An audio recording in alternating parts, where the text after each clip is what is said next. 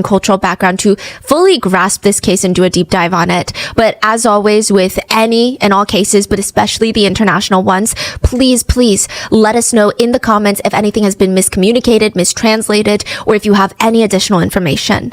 A few statements and quotes have been summarized and condensed for time. I do want to give a massive disclaimer, though, that this case involves many mentions of abuse, domestic violence, as well as gender-based violence, and brief mentions of SA. So please watch with your health in mind. But I do think that this is a very, very important case that more people should be talking about, at least in America. I would also like to thank everyone who brought this case to our attention, as well as Sultanat's brother. He took the time out of his schedule in the middle of the draining trial to speak with us over Zoom. We're going to talk more about him in a second, but I'm going to link his Instagram in the description so that you guys can stay updated on the case through him and just show him some support.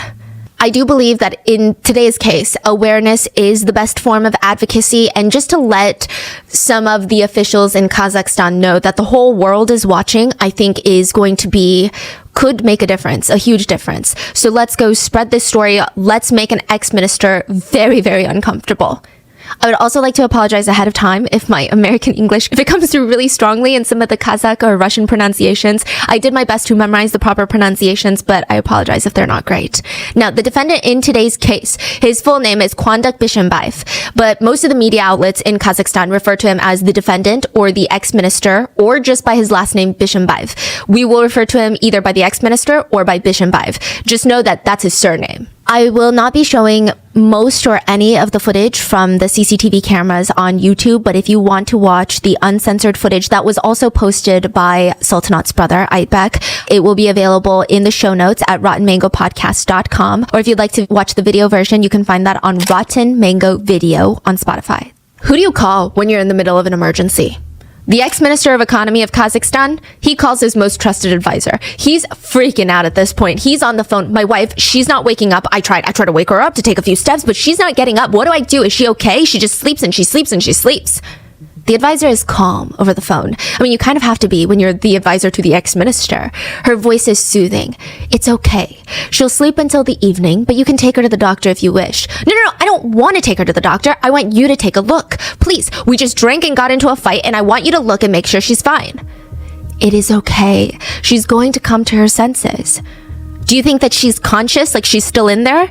Yes, your wife is just tired. Her brain is tired, so she's asleep. So she's in her right mind. Yes, she is. She is in herself. She's just very tired. She will sleep until the evening, and then everything will be fine. She will wake up and come to her senses. The ex-minister looks down at his wife's lifeless body in the restaurant. Her entire face is swollen. There's bruises, lacerations, cuts all up and down her body. She doesn't look like she's gonna be fine. But what the hell does a psychic know? He was calling a psychic? Yeah. What? He doesn't call a doctor, he calls his psychic. Now, there is one picture in Kazakhstan, and it is a picture of the 10 most viewed faces in the entire nation for almost, I want to say, a week or two. They are not even celebrities. These 10 people in this photo, they're not celebrities, they're not politicians, they're just 10 regular civilians. So why is this photo going viral? Why is everybody reposting it, sharing it, sending it all over social media, mainstream media? The photo is everywhere, which is technically illegal. If you post that photo, technically it's illegal. Because the 10 faces are supposed to remain fully anonymous. They are the 10 jurors serving on the jury of one of the most high-profile controversial cases in Kazakhstan history. The photo was released as an insurance policy because the defendant is a rich, powerful person who very likely is trying to buy out the jury. Wait, so he released the jury's photo because... No, someone did. To show the world, hey, if you're going to get bought out by this rich politician, we're going to know who you are. Oh. The jury, they do not get to live in anonymity. They don't get to walk away with a bag of cash and impede justice without people knowing about it. Wow. And they're not changing the jury and they're continuing with... Wow. Now, the court case in question is very strange at first glance. A powerful ex-minister of the national economy is on trial for murder and torture. The ex-minister's wife is dead. Family members have been accused of pedophilia. There is a psychic who seems to be pulling the strings of very powerful people, perhaps even quietly running the country behind the scenes. And somehow even Vladimir Putin gets involved. And the court case is all being live streamed right now for millions of people to watch in real time. Have you ever powerlifted 400 pounds before? Okay, probably not because you didn't have smelling salts. Please don't do smelling salts, but it is a common thing that powerlifting communities, but also like the NFL use. Smelling salts are basically just releasing ammonia gas into your nose. If you breathe in ammonia gas, you could die. It's corrosive. It's pretty toxic to humans. And the smell is so strong. The second it hits the inside of your nose, it is the most irritating, uncomfortable, pain-inducing breath that you will take. It's so strong, the ammonia gas, that it goes to the extent of stimulating your fight or flight nervous system, which then it just pumps adrenaline through your entire body. Suddenly, your lungs feel like they are all the way open. There's an increase in blood flow, and it feels like you're gearing up for something, like you're about to go fight someone. I've never tried it, but an NFL player said, it's such a painful smell. It's gonna slap you in the face. It gets you locked, ready, and alert. There's an interesting response that smelling salts get, though. It's a reflexive inhalation response, meaning the scent alone feels like a knife is being shoved up your nose that you instinctively take a big breath in. Which is why smelling salts are also almost like a DIY of getting someone who has fainted back to consciousness. Sometimes people will put a smelling salt under someone who's fainted to try and get them to wake up. Wait, so is it bad for you? Is it like... It's definitely not good for you because ammonia gas is toxic to humans, but a lot of people use it. I don't think it's illegal. It's not illegal. I mean, you can watch YouTubers reviewing different smelling salts. What? I went down the rabbit hole, yeah. And a few hours before Vladimir Putin is set to arrive at the restaurant, the ex-minister sends his cousin off to buy smelling salts because he needs to wake his wife up and walk out of the restaurant right now. Because this is not a good look. I mean, considering who the ex-minister is in the political world, the Bishenbai family. I mean, I know recently that there's been so many conversations about new money, old money, okay? But this is even deeper than that. There's something called new power and old power. New power, and this is simplified, is kind of like a celebrity. They tell us to do something, buy something, listen to something, and there's going to be impact. And sometimes it feels like they impact our lives a lot because these are the people that we're invested in. You know, we care about what they do, what they wear, who they date. But there are people who have way more influence over our lives. That's old power. They're the ones that sit in the conference rooms and decide how much interest rates are going to be this quarter, which you think has nothing to do with you, right? But then high interest rates slow down consumer spend. Businesses are less likely to increase wages due to increased borrowing costs, lower profits. Suddenly, your life is changing. Or they're going to decide how much funding goes into which public schools, which honestly is very terrifying to think about because based on statistics and the correlation between funding of public schools and socioeconomic outcome of the students later in life, that means there is a group of powerful people that can almost change the trajectory of an entire high school, alter the course of every student's life based on how they allocate funding. And you wouldn't even know this person. You could walk down the street and walk past someone with that kind of power, old power, and you don't even know how this person is impacting your life, but they are. The Bishenbai family is old power. Meeting them is much easier than speaking with them.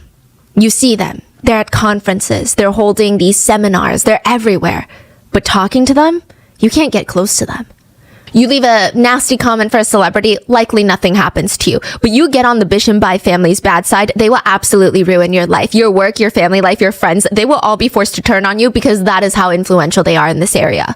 The father of the family, so Bishenbai Sr., Bishenbai's dad, is a prominent figure in the academic sector. He's seemingly very close to the former president of Kazakhstan, who is quite literally one of the most powerful people in the entire nation. The family appear to be large property owners. I mean, they own the restaurant that the ex-minister and his wife are in right at this very moment. Oh, that's why nobody's doing anything? Yes. But obviously, there's still a few more people that hold a lot more power and influence than the Bishenbai family. And one of those people would be Vladimir Putin. So right now, if this ammonia, the smelling salt, does not wake up the ex-minister's wife, it's not going to be a good look for the ex-minister. They need to get her up. Putin is coming to the House of Ministries, and his Secret Service are outside the restaurant trying to get in right now because they need to secure the whole block.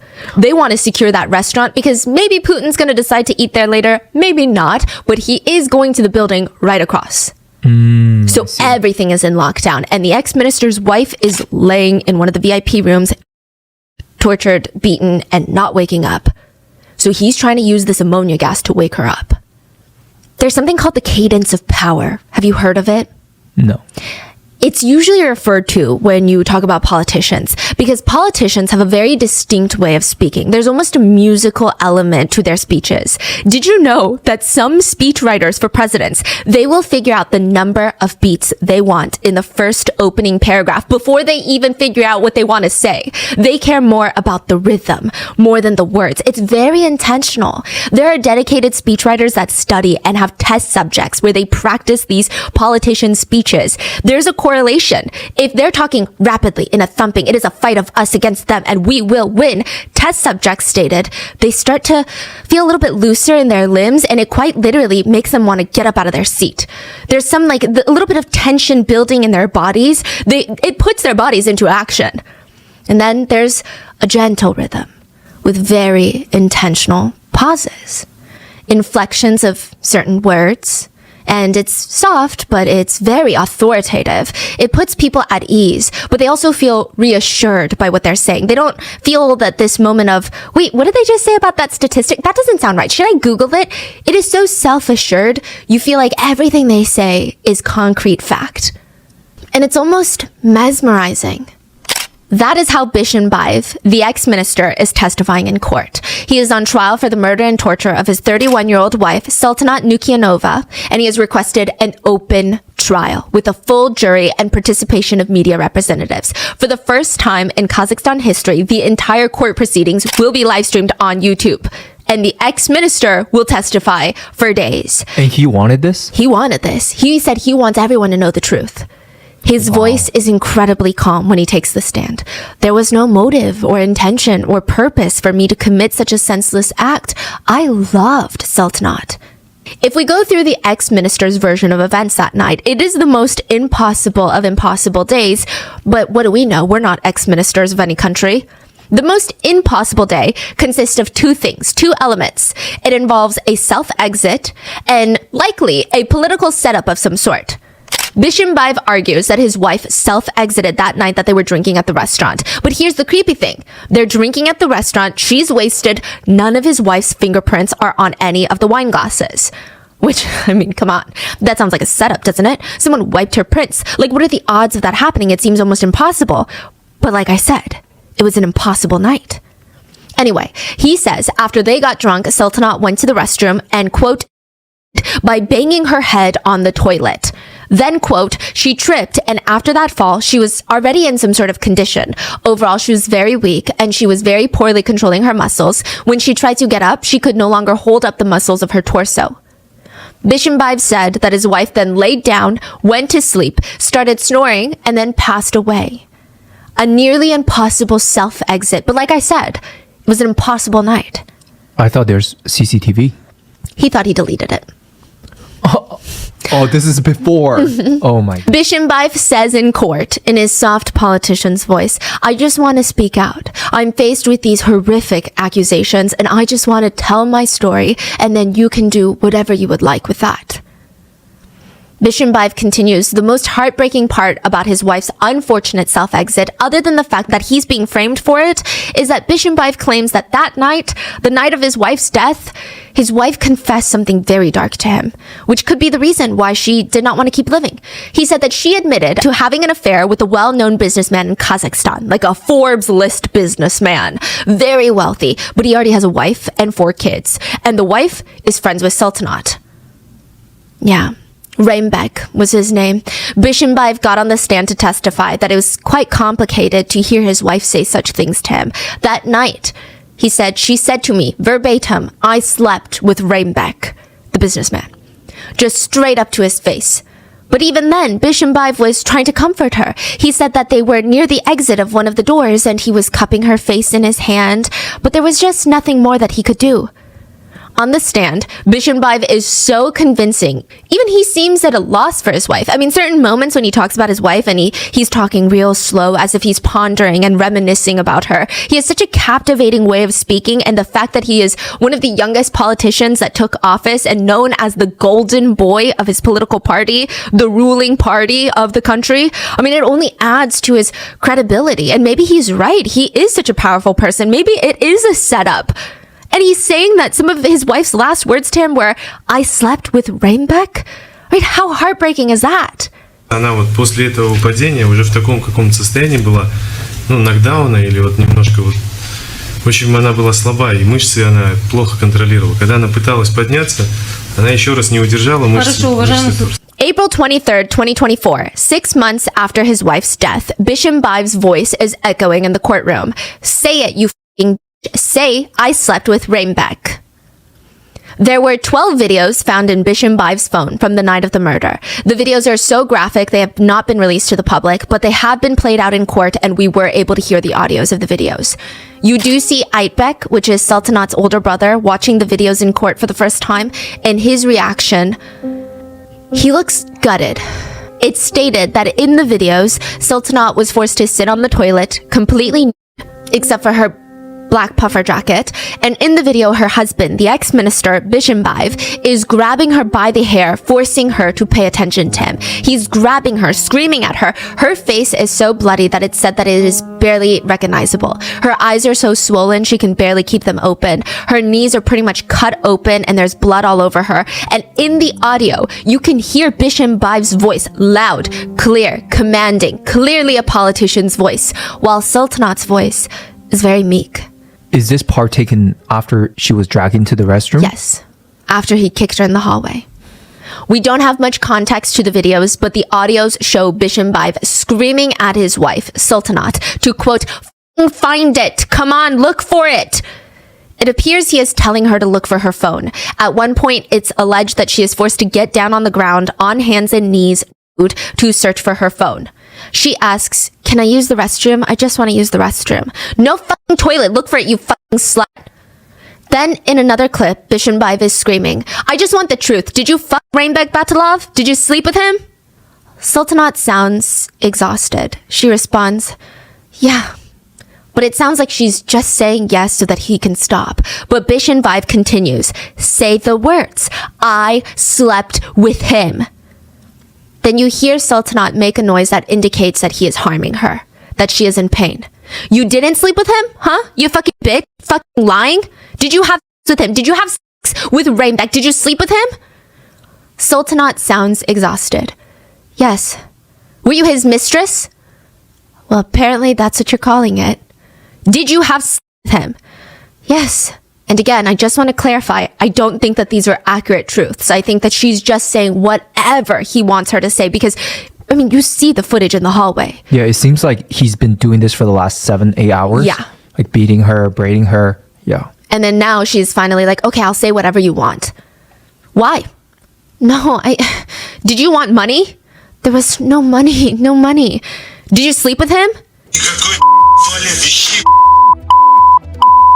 In another video, because it's the same sequence of events, but actually throughout the night, at one point he drags her to his car, but they don't end up leaving. But just for conciseness, it's multiple videos taken overnight. In another video, Sultanat is heard saying, I swear on my future children, I didn't. That you never slept with him in your life? In my life. But then we cut to another video and Bishenbaev is grilling her again. Did you sleep with him? Just tell me you slept with him. Say, I slept with him. Did you sleep with Rainbeck? Tell me you slept with him at 21 and 25. Did you sleep with him? Tell me you slept with him. Did you sleep with him? Sultanat sounds beyond exhausted and she just responds again. Yes. Say it. I slept with Rainbeck Batalov. Say it. I slept with Rainbeck Batalov. Say, I married Bishenbaev, who has a photo with Rainbeck because they're friends and I slept with Rainbeck. Look at me and tell me, how was it, huh? Say, I slept with Rainbeck Batalov. Say it. It was him. Say it. Again, I slept with him. Did you fuck him? Did you fuck him? Say, I fucked Rainbeck Batalov. I don't want to talk. I'm cold. I just want to get in the car. Say, I fucked Rainbeck. Was he your lover? Was he? Tell me, did you fuck him? At one point, exhausted, Sultanat tells her husband, go to hell. At this point, it seems like Bishimbaev's wife is having a hard time keeping her head up, and he screams at her, "Look at me. Did you fuck him, huh? Rainbeck, look at me. Come on, raise your head. Raise it." 12 videos of the ex-minister calling his beaten wife a whore and forcing her to admit that she had an affair that never actually happened. To that, the ex-minister responded along the lines of, "Have you heard of deepfakes? It's basically a deepfake. Someone else, not him, took the videos of his wife in that condition that night, hacked his phone, pulled his voice from audios and videos because, you know, he's a politician. There's a lot of videos of him out there. Deepfaked it into him saying these horrible things to his wife, edited into the videos that were mysteriously taken of his wife the night that she died, and then hacked back into his phone to plant the videos there." But the truth is, he did take those videos. This was not a political setup. Sultanat, his wife, did not cheat on him. She never took her own life. And they found these 12 videos on his phone. They recovered CCTV footage of him beating his wife, kicking her, dragging her by the hair. Bishimbaev, the ex-minister of national economy of Kazakhstan, had beaten his wife to death in a public restaurant for 8 hours actively, but they were in there for over a day. He waited until she took her very last breath. He continued to eat, meet with other women, text workers, and try to cover up his crime while she laid there dying. And instead of calling for a doctor, calling the emergency services, or calling for help, he called his psychic. But worse than that, according to the autopsy, her murder actually started a month before her death. He had been slowly, physically killing her over the course of 31 days. Sultanat is staring at her brother Aytbek, and Sultanat's face is incredibly serious. She's got that determined look in her eyes. No, I'm serious. That's what it says. Your birth charts, and I've read the same thing over and over again, and I'm telling you, this is the truth. Sultanat's brother Aytbek is about to roll his eyes. It says that your purpose is to help. You're going to provide help and change. You know, that's what it says. Oh yeah, because that absolutely makes sense, Sultanat, considering that I work in IT, helping the world one code at a time, changing the world through software. This is silly. Aytbek is watching his little sister, and she's so busy analyzing his birth charts. And you know, at first he thought this whole birth chart, this whole astrology thing was just bullshit, nonsensical stuff. She was practicing on me, actually. She started doing astrology one time. So she was practicing on friends, on family members, thinking that that's all just some kind of a bullshit. But in some time, forecast become true. But Sultanat was never wrong. She was one of the most booked astrologists in the country at one point, and maybe, I don't know, there's always a first time to be incorrect. That's what he was thinking, because he's in IT. He's not some powerful politician that's going to influence and help change the world. So silly. But Sultanat, she would just shrug at him, and she would say her favorite line: "Everything in life is already concrete." Birth charts are basically screenshots of the sky when you're born, the locations of the planets, and then based off of their coordinates or where you were born, many believe that it can teach you a lot about yourself, how you perceive your relationships, your ego, your perception of your own self. And Sultanat just had this way of interpreting these birth charts and being able to communicate her findings to people that gave them so much reassurance in their lives. Sultanat was probably the busiest one out of the whole family during pandemic lockdowns. So many people are booking her for consultations. She would lock herself in her room, spend 3 hours prepping for one single consultation. Then she would hop on a social distancing call with a client. She never had a hard stop time. So sometimes the call would just go on and on for hours for one call. And she could memorize these birth charts like nobody's business. If you were her client, one consultation, she knows your birth chart by heart. You see her 2 years later, she's still reciting what she remembers from your birth chart. And the crazy thing is, she really doesn't even need to work. I mean, to a degree she does, but not to the extent that she's working. Like that many hours on one consultation. The Nukianova family, to put it simply, nobody in the family was in dire need of money. They are not politically well connected or powerful or influential in the government arena, which is probably the most important arena in Kazakhstan, but they are very, very well-established business leaders. Sultanat's grandfather was a self-made businessman who went on to have 10 children, and each of the 10 children all end up doing really well for themselves. Wow. Yeah. So I would say this family knows how to raise kids.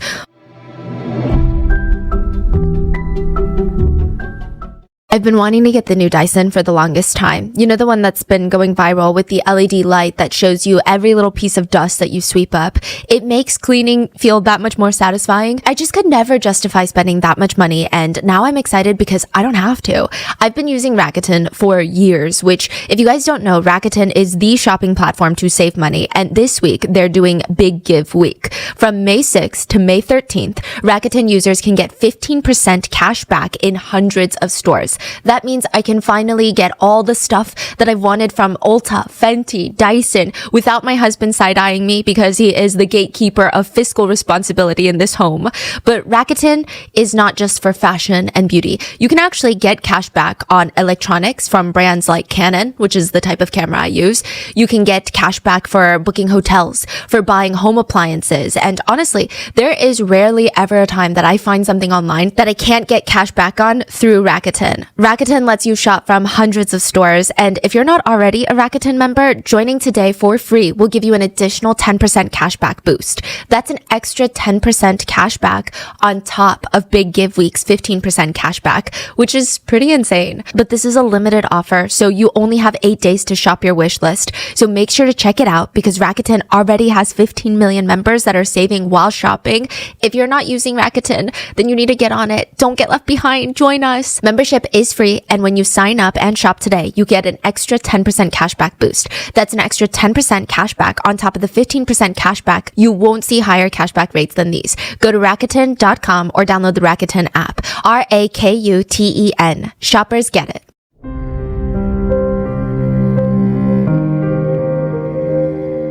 One of them, Sultanat's uncle, he does end up kind of becoming a high-ranking government official in his local town. So it's nothing like Bishambaif and his family, but it's something. And the others, like Sultanat's dad, they're in the business sectors.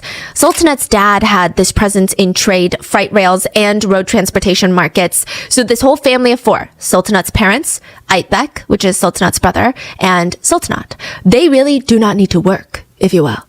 But it didn't feel like work to Sultanat. She was so into astrology, even before the astrology girlies, before it's like what it is now. Sultanat was in the 5th grade when she sees this girl reading a book on astrology, and she's like, "Can I borrow that when you're done?" She reads the entire thing in one sitting, and she's so fascinated.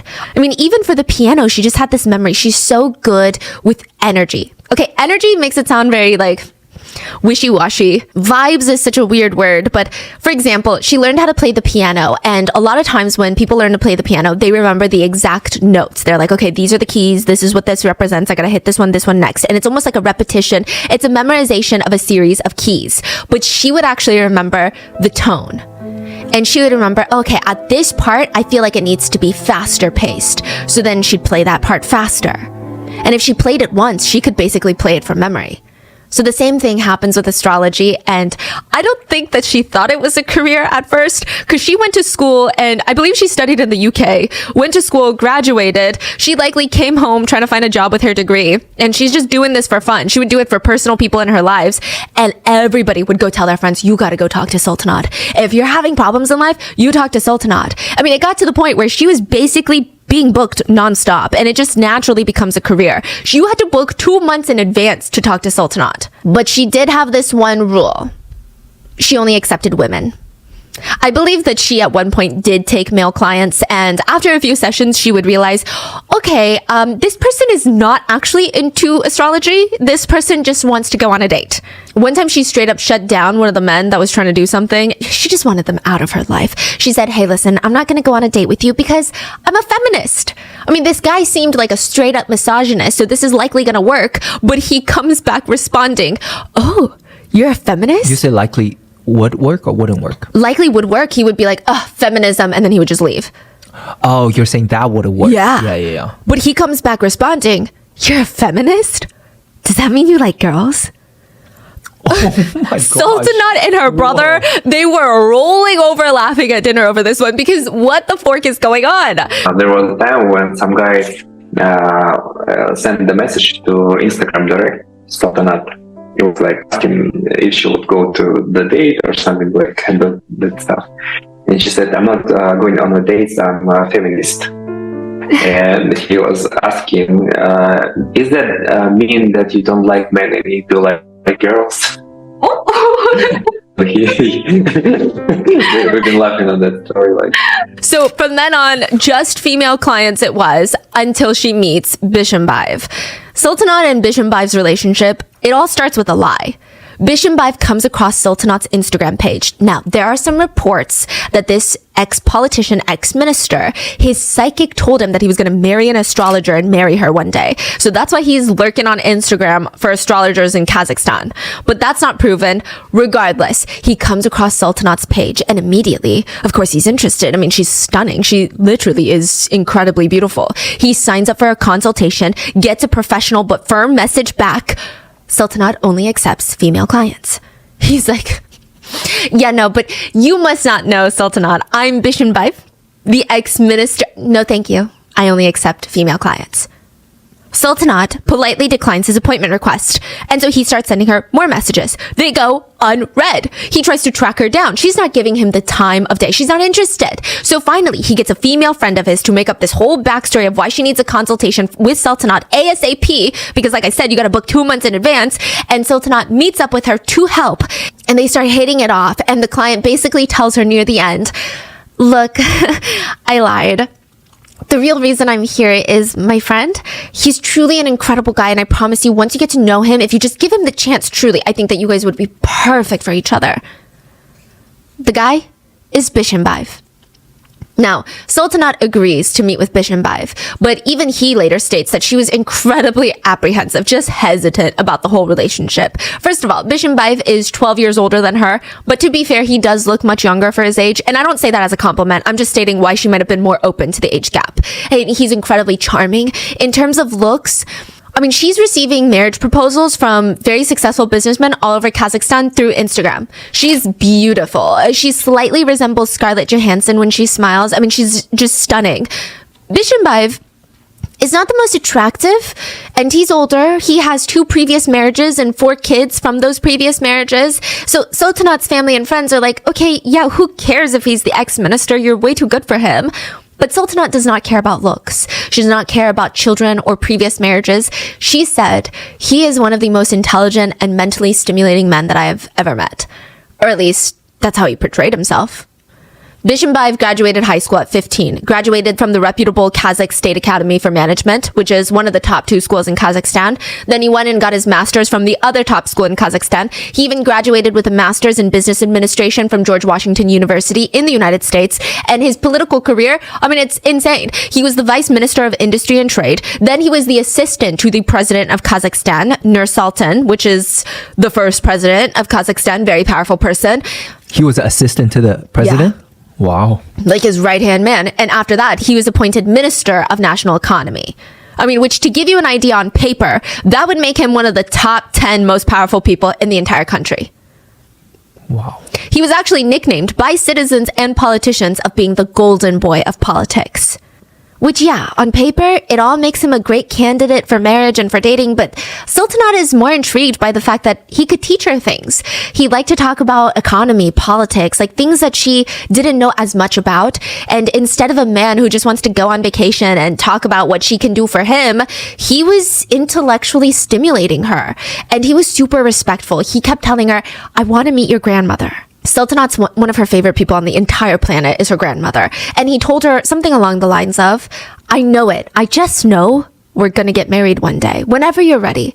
But I want to get to know your grandmother first so that she can see what kind of man I am. And then eventually I can ask for her permission. Because for me, getting her blessing is just so important when she means so much to you.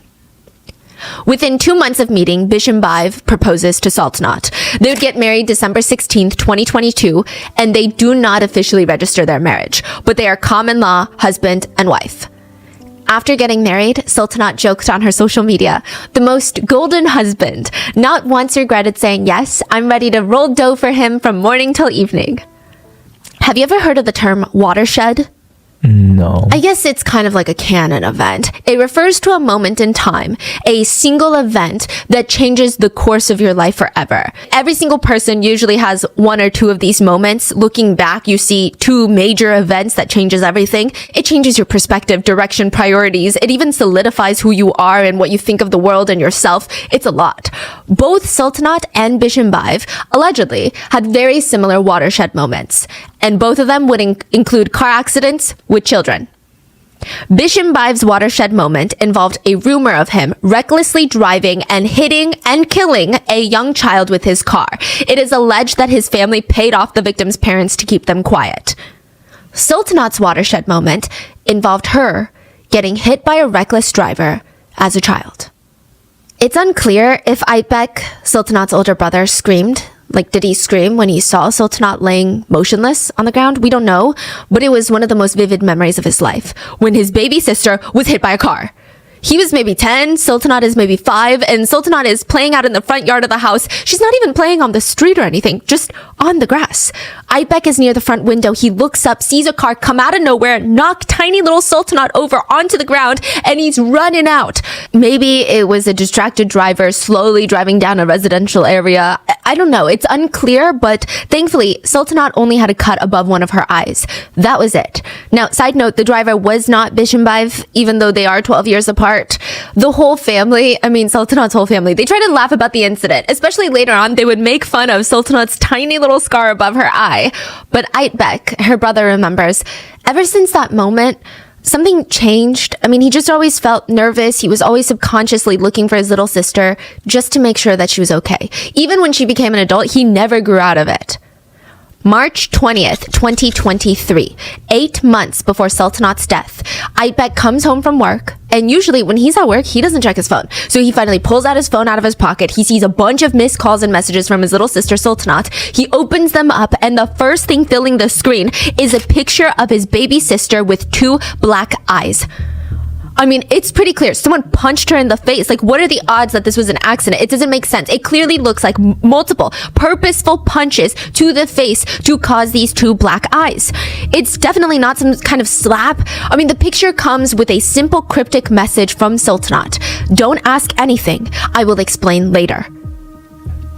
Aytbek, he's calling Sultanat nonstop at this point. He's worried. He doesn't know what's going on, what happened, if she's okay, where she is. He checks her Find My iPhone. The whole family shares their locations. She's at her apartment that she shares with Bishimbaev. He starts driving there. He's calling Bishimbaev, the husband, on the way, and he just makes things even more cryptic. Bishimbaev tells Aytbek, come over and we can talk like men. What? And I'm sure that drive felt like 5 hours long, where Aytbek is just running through all of these incidents. When you have a gut feeling about somebody, but you keep pushing it away because there's no proof that somebody is bad, and you would seem like the crazy person, judgmental, evil person, jealous person if you were to talk about them based off of this gut feeling. But likely now, on this drive, everything is rushing back to Aytbek. All those little gut instinct moments. Aytbek initially called Bishimbaev Stalker Pushkin as a joke. Well, okay, it was a joke at the time. Stalker, because the way he was so aggressively pursuing Sultanat, and Pushkin after Alexander Pushkin, the Russian poet, because Bishimbaev would just send Sultanat these mile-long messages professing his love for her. Like a poet, he would write novels for her. And at the time, it was funny, but it was also kind of bothering Aytbek. He was worried for his little sister, but she would just tell him it's because he's older. That's how older people text. And he's just very serious about finding a wife. He's not like the guys my age that just want to joke around and play around. But there were other smaller things too. Like, they're so small that if Aytbek had made a big deal about it to his sister, he would be the weird one. For example, I think it takes a while typically for someone to start copying someone's mannerisms. I think cadence, maybe you pick up on it a little bit quicker, but Aytbek remembered after a few weeks of dating, he had lunch with Sultanat and Bishimbaev, and Bishimbaev would copy all of Sultanat's mannerisms. Little things, little phrases that she used to say, the way Sultanat would move her hands and be very expressive when she talks. Bishimbaev was doing that now, but it feels forced. It feels like it was too soon for him to pick up on all these tiny little things that Sultanat did. They'd only been dating for a few weeks. It felt like Bishimbaev was going out of his way to mirror Sultanat. That is so creepy. And they do say that if you mirror someone's body language subconsciously, they end up liking you more. There were rumors that Bishimbaev was very difficult to work with, and that's putting it very lightly. The people who worked for him called him a tyrant, aggressive, incredibly volatile to work for. When Aytbek brought it up with Sultanat, she said she already knew about the rumor. She talked about it with Bishimbaev, and he himself told her he was so young. He was under so much pressure from that kind of position. He just wanted to do a good job for Kazakhstan. But now that he's older, he realizes just how wrong that was. Bishimbaev had a way of just explaining all these things in such a believable message. I mean, you don't become a politician without being persuasive. It's your whole job is making people like you. But harder to explain away was Bishimbaev's conviction for bribery in 2017. He was kicked out of office as the ex-Minister of National Economy because he was caught taking a $2 million bribe. But he confidently told Sultanat and all of her loved ones he was framed. It was a political setup. That's why he received a presidential pardon. He was sentenced to be in jail for 10 years, but he only served 2, and then he was pardoned. Would he have been let out so soon if he were actually guilty? Then, very quickly into dating Bishimbaev, Sultanat quit her job. Sultanat convinced everyone that it was because, she still loves astrology, but she just wants to focus on growing a family. But Aytbek clearly remembers hearing Bishimbaev dismiss astrology as basically a stupid girl's science. Yeah, which is rude, but also he's one to talk because he's got a freaking psychic on speed dial giving him advice on, I don't know, how to run the national economy. But Sultanat would explain that this was because Bishimbaev is just very family-oriented. So they just want to focus on the family unit. I mean, everything Bishimbaev said, it made sense. Everything was always beautifully explained away, except that one incident just a few months ago. He's getting that picture from his little sister March 20th of 2023. Okay, a year ago? Yes. Now, January 1st of 2023, so like 3 months before this picture, there was something weird that happened. And they got married, you say December? Of 2022. So this is like 4 months into their marriage. So the photo was sent 4 months after? Yes. Wow. And they only met 2 months prior to that. Oh this is like within half a year of meeting Bishimbaev. And also the restaurant happened... November. So they were married for less than a year. Wow. Now, the entire New Year of 2023 was ruined by a perfume bottle. In Kazakhstan, New Year's is kind of like Christmas, and I'm not sure if there's a religious aspect to it. Obviously, take out all the religious aspects of Christmas. So, for example, I'm not Christian, but my family celebrates Christmas. Everybody comes over. Nobody comes empty-handed. It's very similar in that sense. There's a huge gift exchange, and it's kind of weird to not have a gift for someone at a Christmas party, right? So that's New Year's in Kazakhstan. New Year's Eve, December 31st, 2022. So heading into 2023. This is the same month that they get married. Bishimbaev and Sultanat get married. This is 11 months before Sultanat's death. Sultanat's brother, Aytbek, arrives at their apartment, the newlywed apartment. And it feels like a party. There's kids running around screaming at each other. There's beautifully wrapped gifts piled up on the table. The adults are mingling. Aytbek walks in with his gift in his hand, ready for his baby sister. He's only going to be there for a few hours because he has other plans for the actual New Year countdown. He walks over to his sister, presents his gift, and she seems really anxious, which is kind of strange because Sultanat typically loves family gatherings. I mean, she's like, I don't want to say she's the life of the party, but she's so full of life. She's an introvert, so she enjoys a lot of time alone. But you would never think she's an introvert because she just has so much energy and excitement, and like it rubs off on you and it's contagious. And this is where she would have that, but she doesn't. She seems so nervous and she keeps glancing at the dining table and she's nervously asking her brother Aytbek if he thinks the table is set okay. It's just very strange. I mean, she's like obsessing over how well she set the table and the dishes, and she seems genuinely stressed out about it, like it's interfering with her ability to enjoy herself. Her brother is trying to calm her down, like, yes, the table is beautiful. What are you talking about? I mean, it really is strange, but maybe she just wanted to host the best New Year's Eve party since she just got married. This is her first New Year's Eve as a wife. Maybe she's taking it too seriously, putting too much pressure on herself. Then a few hours later, the door to the party opens and in walks Bishimbaev's distant cousin. This cousin is very important. He's there at the day of the murder. We're going to call him Cousin B. Cousin B walks in and he's with his wife, and it's clear that they were uninvited. Everybody's like, what are you doing here? Like, what's going on? He's like, we were on our way to our New Year's Eve plans, but you were on the drive and, we thought we could drop off a cute little gift. Aytbek glances over and Sultanat is clearly panicking because it's kind of perceived as rude to not have a gift prepared for a guest for a New Year's Eve party. That's just the way it works. Everybody's doing a gift exchange.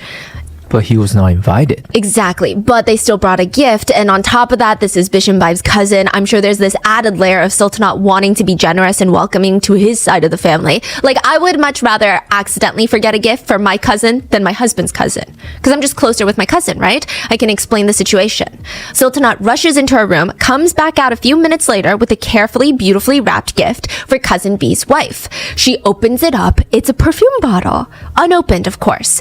And for a second, it seems like the social crisis is averted. Cousin B's wife looks so happy with her new gift. It's so thoughtful. It's so sweet. And Bishambai walks over, sees the perfume bottle, and in that split second, his politician face is gone. He's tomato red, and there is literally fire-burning hatred in his eyes because he had gifted Sultanat that perfume, and now she is re-gifting it to his cousin's wife. I will say, regifting is very tricky. I can see how someone would be upset at a regift, but it's a perfume bottle. It's likely not a sentimental gift with a lot of emotional and monetary value, especially for someone as powerful and rich as Bishambai. And it's from her husband. What is he mad about? He gave that gift to Sultanat. He gave the perfume bottle as a gift to Sultanat, and Sultanat is re-gifting it to his cousin's wife. Like, she's not treasuring the gift from him? I mean, it's like, I can 1,000% see myself doing exactly what Sultanat did in this situation. And I think you would be 1,000% behind my decision. And if you weren't, I think you would just bring it up after the party. Like, hey, I really wanted you to have that. And I was really excited for you to have that. Like, I picked it out. But not Bishambai. He flips like a switch in the middle of this party. The best way that people have described him is, this is someone else's description, someone who knows him, not me. A monkey with a grenade. Like, you just don't know what they're about to do when they get mad. What? It's very unstable, unpredictable, scary. There's no way to talk reason into them because you would imagine, like, a human, it's very easy to talk reason, like, hey, put the grenade down. Mm-hmm. But a monkey, like, you can't really talk to these animals. Like, I'm going to tell Mango to put the grenade down. Like, my dog doesn't know what I'm saying. He starts screaming at Sultanat in front of everyone, the children, his parents, Sultanat's brother. He doesn't care. He's yelling at the top of his lungs at her. What right do you have to give away my gifts? I gave them to you. You're not even thinking about my feelings at all. A few people of Bishambai's side, they try to get involved. Come on, it's just perfume. It's not that big of a deal. I'm sure Sultanat just wanted to be polite. Eventually, his parents are trying to tell him, okay, that's enough, Bishambai. But he turns on them, his parents. He's screaming at his dad to stay out of it because all his dad ever did is ruin his life and his mom's life. What? At one point, he starts yelling at his mom for spending so much time with Sultanat. Apparently, his mom lives in the same apartment building, just 2 floors down, and out of obligation, Sultanat would spend a lot of time taking care of Bishambaiv's mom because she's trying to be a good daughter-in-law. But Bishambai did not like that. He just straight up tells his parents to shut the fuck up, essentially. And eventually, the whole thing kind of quiets down, and Aitbek, like I said, he had plans for New Year's, and he was just stopping by, and he's very hesitant to leave now. And his sister is like, go, it's okay, like, everything's good now. And he's like, you promise me you're gonna call me if something happens, and you call me tomorrow when you wake up. She's like, yes, go, it's okay.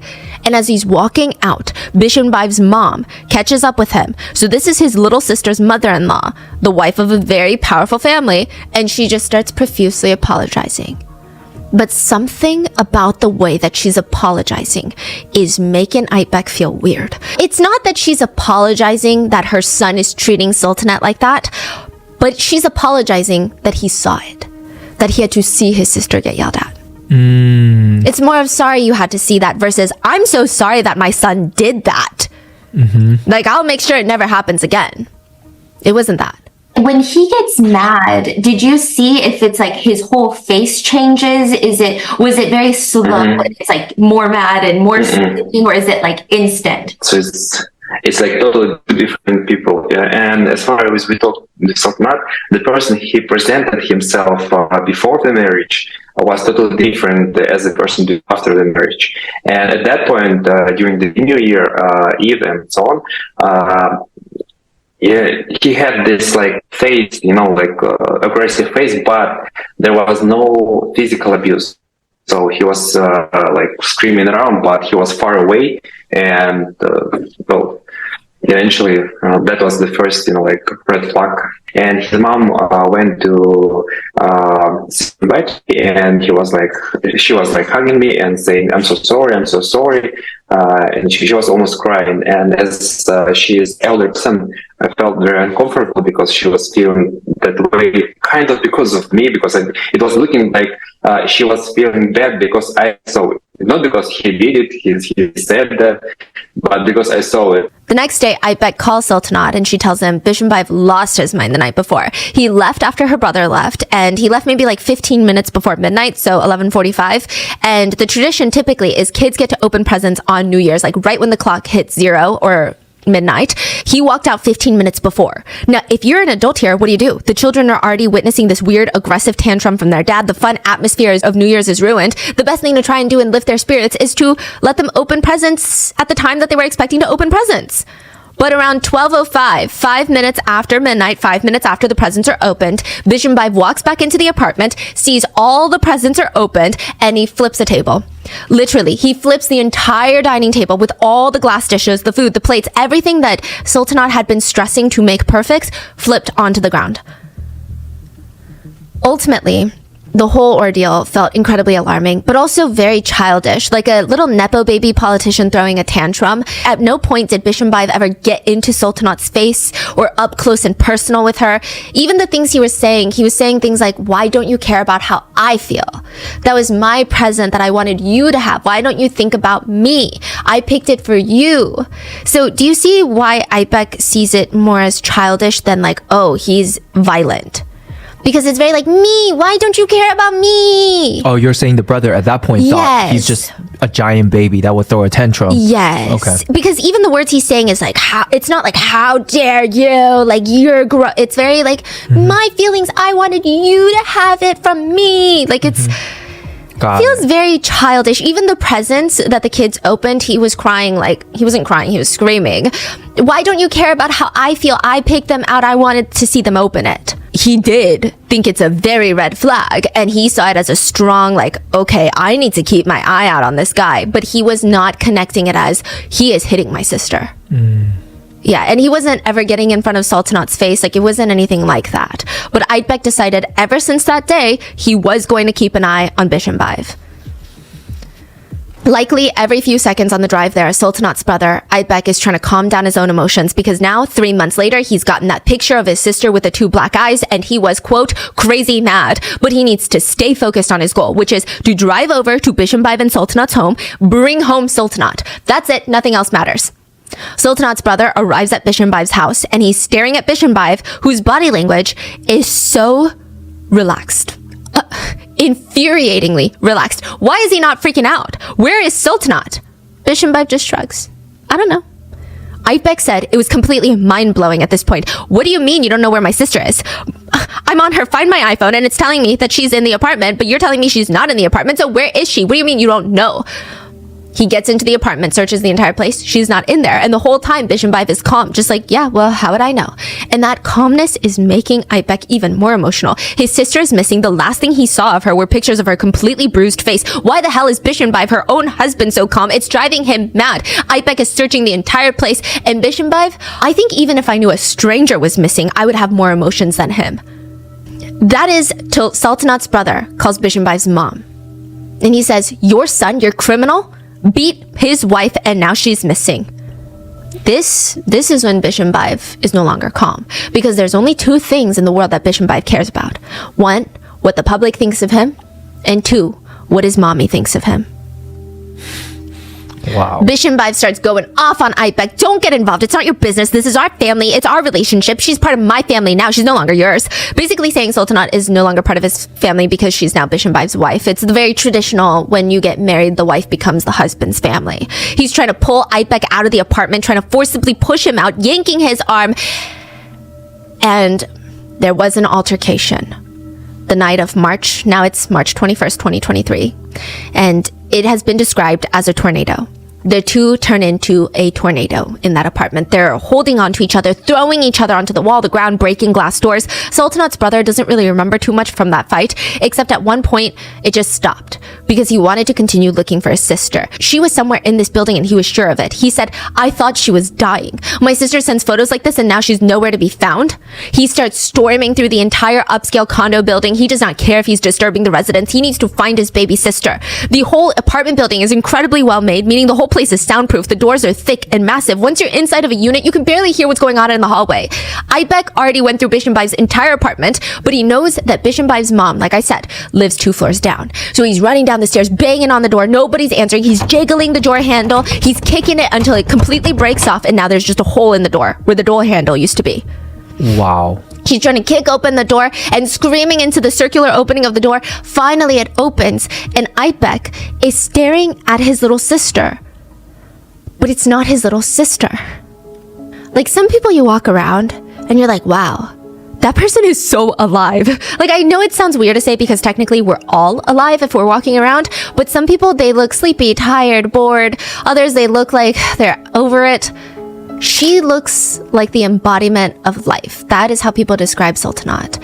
Even when she was a kid, oh my god, okay, so she had this bright acid orange jumpsuit that you could not pay her to take off. It was the color of a creamsicle. But the worst part is, it's made out of like the rainproof windbreaker material. So every time she would walk, it would just... And she had these bright orange bangs to match with it. And it doesn't matter if people were making fun of her walking around like a creamsicle, or if her older brother was annoyed at the... or if the whole house knew where she was because of how loud it was. She loved that jumpsuit. She would not take it off. Sultanat's friend said, she's very brave, like very independent, self-sufficient. She always had her own opinion about everything. She was one of those few people that always clearly knew what she wanted and set very firm boundaries, but in a very kind way. Stubborn independence. That's how the Nukianovas raise their children. I mean, you make your own decisions, you do what you choose, but you never forget that you are responsible at the end of the day. Like, every choice you make, every decision you make, that's going to be on you. So growing up, Sultanat was very interested in understanding how to improve the way one experiences life. She read psychology books, attended conferences for self-growth, evolving your character, and a lot of these centers around being independent and knowing what you want. She is described to have this fix-it attitude. You don't like something about your life? Fix it. You don't like something about your situation? Fix it.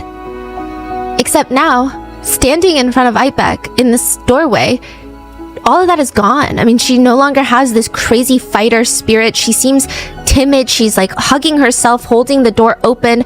He did notice that the bruises on her face were now brown, so almost healed, but they're just giant blotches on her face.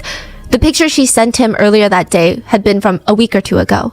But again, none of that matters. She's just staring at him. Her eyes seem empty, and Aibek is ready to walk inside. Come on, pack your things. We're leaving. We're going home. And she just stops him. Please just stay out of it. I'm not leaving with you. I want to figure this out myself. This is my life and my marriage, and I'm committed to it, and it's not perfect, but I can save it. Aibek is staring at her like she's lost her mind. I mean, he probably feels just so angry at what Bishanbai did to his sister, but also so frustrated that she's not getting it because he shouts, please, he's gonna kill you if you stay. But she just stares at her older brother and her shoulders are slumped. I mean, where is that little girl that refused to take off her orange jumpsuit because she liked it and nobody and nothing else mattered? Sultanat looks up at her brother and just quietly says, I love him. Aibek goes home alone that night. But he does not stop trying, and it practically consumes him. How to get his sister out of there. Yeah, okay, he can drag her out there, right? Kicking, screaming, but then what? He just holds her hostage until she realizes how horrible Bishanbai is. So now he needs to come up with a plan for his sister. He's looking for apartments to rent for Sultanat. He's looking for therapists who can talk to her and show her that this is not a normal relationship, but she won't see the therapist. She believes she can fix this relationship. But everything has a price. The price that Sultanat had to pay for sending that photo to her brother, because Bishanbai knows that she sent that photo. Bishanbai forced his own wife to strip it and recorded humiliating videos of her for blackmail. Did you know that swans only have one partner their whole life? Swans are incredibly loyal creatures, and that's how Sultanat's parents are described. They're swans. They spent every waking moment and every day with each other, madly in love. This part gets a little complicated, but Kazakhstan was ruled by the USSR, and there was a riot held by Kazakhs to gain control over their country again. Sultanat's dad was one of the people that led a riot. He was thrown in prison for 3 years for basically fighting for what he believes in, and the whole 3 years, Sultanat's mom never, ever thought about leaving him. She was loyal, supportive. She never gave up on him, even when he was like, go live your life. 3 years, you're so young. Sultanat is growing up seeing this like once in a lifetime love. I mean, she knows that it's not just something that happens. Even when times are dark, you have to push through. You gotta be there for your partner because that's what's love. You never give up on the person you love. And Sultanat felt like, well, if her parents did that, she can do that with Bishanbayev, even though he does not deserve it. On top of that, Sultanat is incredibly connected to Bishanbayev's 4 kids from the 2 previous marriages. They love Sultanat. They spent a lot of time together, and I don't want to go as far to say that she saw them as her own, but she was a very maternal person.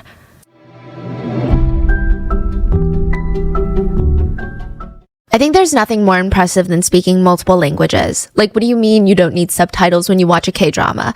I wish I had my life together like that. I'm Korean and I grew up speaking Korean, and I still sometimes use Korean subtitles. But improving language skills as an adult feels like a whole part-time job. I used to try taking courses or even getting tutors, but I don't want to sit down and memorize dry vocabulary lists and grammar rules. It just makes me feel like I'm back in school. That's not how I want to spend my Tuesday night at the end of a long day. That's why I use Rosetta Stone for any language that I'm trying to pick up. Rosetta Stone is the best language learning app that makes learning feel so engaging and intuitive. There are no English translations in the app, so you really have to learn to think in that target language.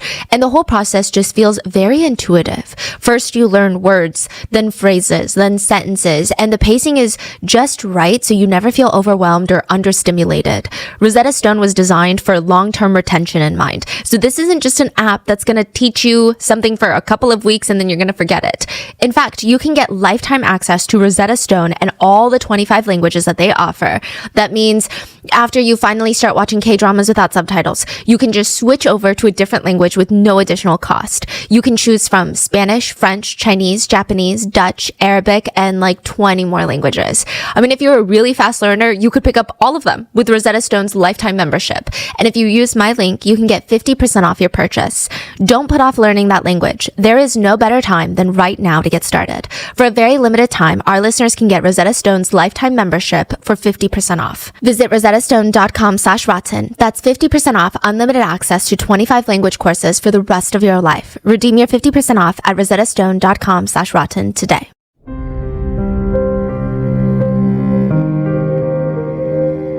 So there's like a million reasons why Sultanat is staying, and Sultanat does start confiding in her brother though. After the March incident, she does confess that Bishanbayev was constantly controlling, not letting her go anywhere, work, or do anything for herself. He banned her from using Instagram, and there were times where Sultanat did leave Bishanbayev. She left him about 8 times from March 2023 to her death about 8 months later in November 2023. But Bishanbayev always drew her back in. I mean, he knew exactly what to say, how to behave. Aybek would text his sister pleading her. He would text her, think about just yourself for once and answer this. Are you happy? Is he worth it? You can always come and live with me. I will pay for the mortgage if necessary. I can support you, give you all your living expenses. Because again, Bishanbayev forced her to quit working. We will live normally. We need you to be happy and whole. I love him. He can kill you. I can't live without him, I swear. Talk to a psychologist. Show her the photos. I won't be able to live if I get divorced. They will explain to you, Sultanat, that this is not love. This is some kind of mental disorder. Please don't report it to the investigators, please. He broke you. No, you don't know anything. It was my fault from the very beginning. You don't know our relationship history. I will kill him. No matter how much you love him, Sultanat, I will never allow him to treat you like that. He's my husband. He does everything for me and my happiness. Sultanat's brother would get so frustrated with her. He would say, the impact that she had on people. She helped everyone but herself. Side note, divorce does have a negative stigma literally everywhere in this world, Kazakhstan included. But I don't think that Sultanat meant the divorce text as in, I'm not going to be able to live with myself after divorce because of the way people think about me. I think she was convinced by Bishanbayev that she could not live without him and his so-called love. Regardless, Sultanat's parents told her and made it very clear that divorce is welcomed in this situation. I think they, like most other parents around the world, could agree they would rather have a divorced daughter than a dead one. The night before Sultanat's murder, November 8th, 2023, Sultanat was not having a good night. I mean, this is not the way that it's supposed to go. She spent a long time getting her makeup ready for the night, not because she cares that much, but because Bishenbaev pays 2 times more attention on her makeup and outfits than she does. And when he notices something, usually the night doesn't end well. She had planned this whole date with her husband Bishenbaev and a mutual friend of theirs, Ada. The whole thing was exciting for multiple reasons, mainly because Sultanat's friends barely ever had time with her anymore. I mean, at first, all of her friends thought that Bishenbaev was a very demanding husband. Sultanat was expected to cook 5 dinners a week for him, get up early whenever he gets up in the morning to prepare him a breakfast and a coffee. She would have to keep the house. She would have to go to networking events with him. She would have to help him take care of his children, take care of her body so that she looks presentable as a politician's wife. I mean, there was a lot that she had to do, or at least that's what they thought initially. But then she slowly starts confiding in them that Bishenbaev was physically abusive. Her friends don't even know what to do. I mean, she would tell her friends about what he was doing, but she would also say, please, I don't need you to save me. If you try to, I'm not going to talk to you. I'm trying to make this work. I'm going to heal him. I'm going to bring out the best in him. I just need your support. Bishenbaev would play into Sultanat's feelings. He would tell her all the time that she changed his life. And before her, he was a cold, loveless man. He said, I didn't realize I could be a loving, caring, kind man until I met you. You're the one that brought out everything good in me. All those qualities, I'm changing for the better because of you. Basically stating that he's a broken man, he's a cruel, evil man, but she's thawing out his ice-cold heart. She just needs to be patient because it takes time and he might relapse. Her friend described it as being on an emotional seesaw, is what she sees Sultanat go through. He gives her enough happiness and hope so that she stays, but then it gets violent again. Sultanat told a friend that Bishenbaev loves her, but he only knows how to love maniacally. Friends said that there was this rule that they were not allowed to text or talk to Sultanat first, because even if there were messages not about Bishenbaev or anything weird, if he so much as saw her having a conversation with someone else, it would turn into a full-blown fight. Also, this part is very strange, but it makes sense in such a sick and twisted way. Bishenbaev, almost every single night, would do this thing where he keeps Sultanat up all night long, just talking to her about his life, his work, his theories on, I don't know, philosophy, just yapping away. And if she tries to doze off or wants to go to sleep, he would get violently aggressive. Sultanat would end up severely sleep deprived, but somehow he would get 3 hours of sleep and go to work and function consistently. I have a theory that he was sleeping at work. Yeah. What are you talking about? But Sultanat, she would get 3 hours of sleep, and then he would have a whole day of things that he needed her to do. So she's like severely sleep deprived all the time. Wow. And that's one of the worst type of torture is sleep deprivation. Like, he just refuses to let her sleep. She mentioned this to her friend. On one occasion, she was trying to get a good night's rest. She was trying to sleep early. He woke her up in the middle of the night and showed her an explicit adult video because he was staying up to watch porn, explicit videos. And he's like, this girl, her face is not in the video, but her body looks just like you. Is this you? Like, it's so unhinged, right? A whole night long fight. And there were so many identifying markers that was not Sultanat. Like, she's like, look at that mole. I don't have that mole. Like, what are you saying? But he's like, this is you. Sultanat had this feeling that if she just had children with Bishenbaev, things would get better for 2 reasons. Bishenbaev does seem happier when he's around his kids most of the time. Not all the time, but in general, right? And maybe having a kid makes him recenter his life and focus on what's actually important. But also, it would help with his insane jealousy. He was always accusing her of cheating on him, being in love with other men, and this was her way of showing him that she is dedicated. Like, this is her family now. But she couldn't get pregnant. According to some friends who went to the doctor with her, the doctor stated that her body was in survival mode, in a heightened state of high levels of cortisol, high levels of stress all the time. There was no way that she was going to get pregnant. She also was not eating a lot.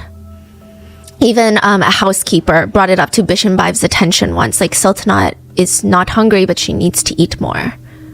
Back on the night of November 8th, 2023, the original plan was Sultanat was going to wear one of those Max Mara pantsuits because Bishenbaev really liked those. And they were going to go to a Kazakhstan Central Concert Hall in Astana to watch one of Bishenbaev's favorite musicians.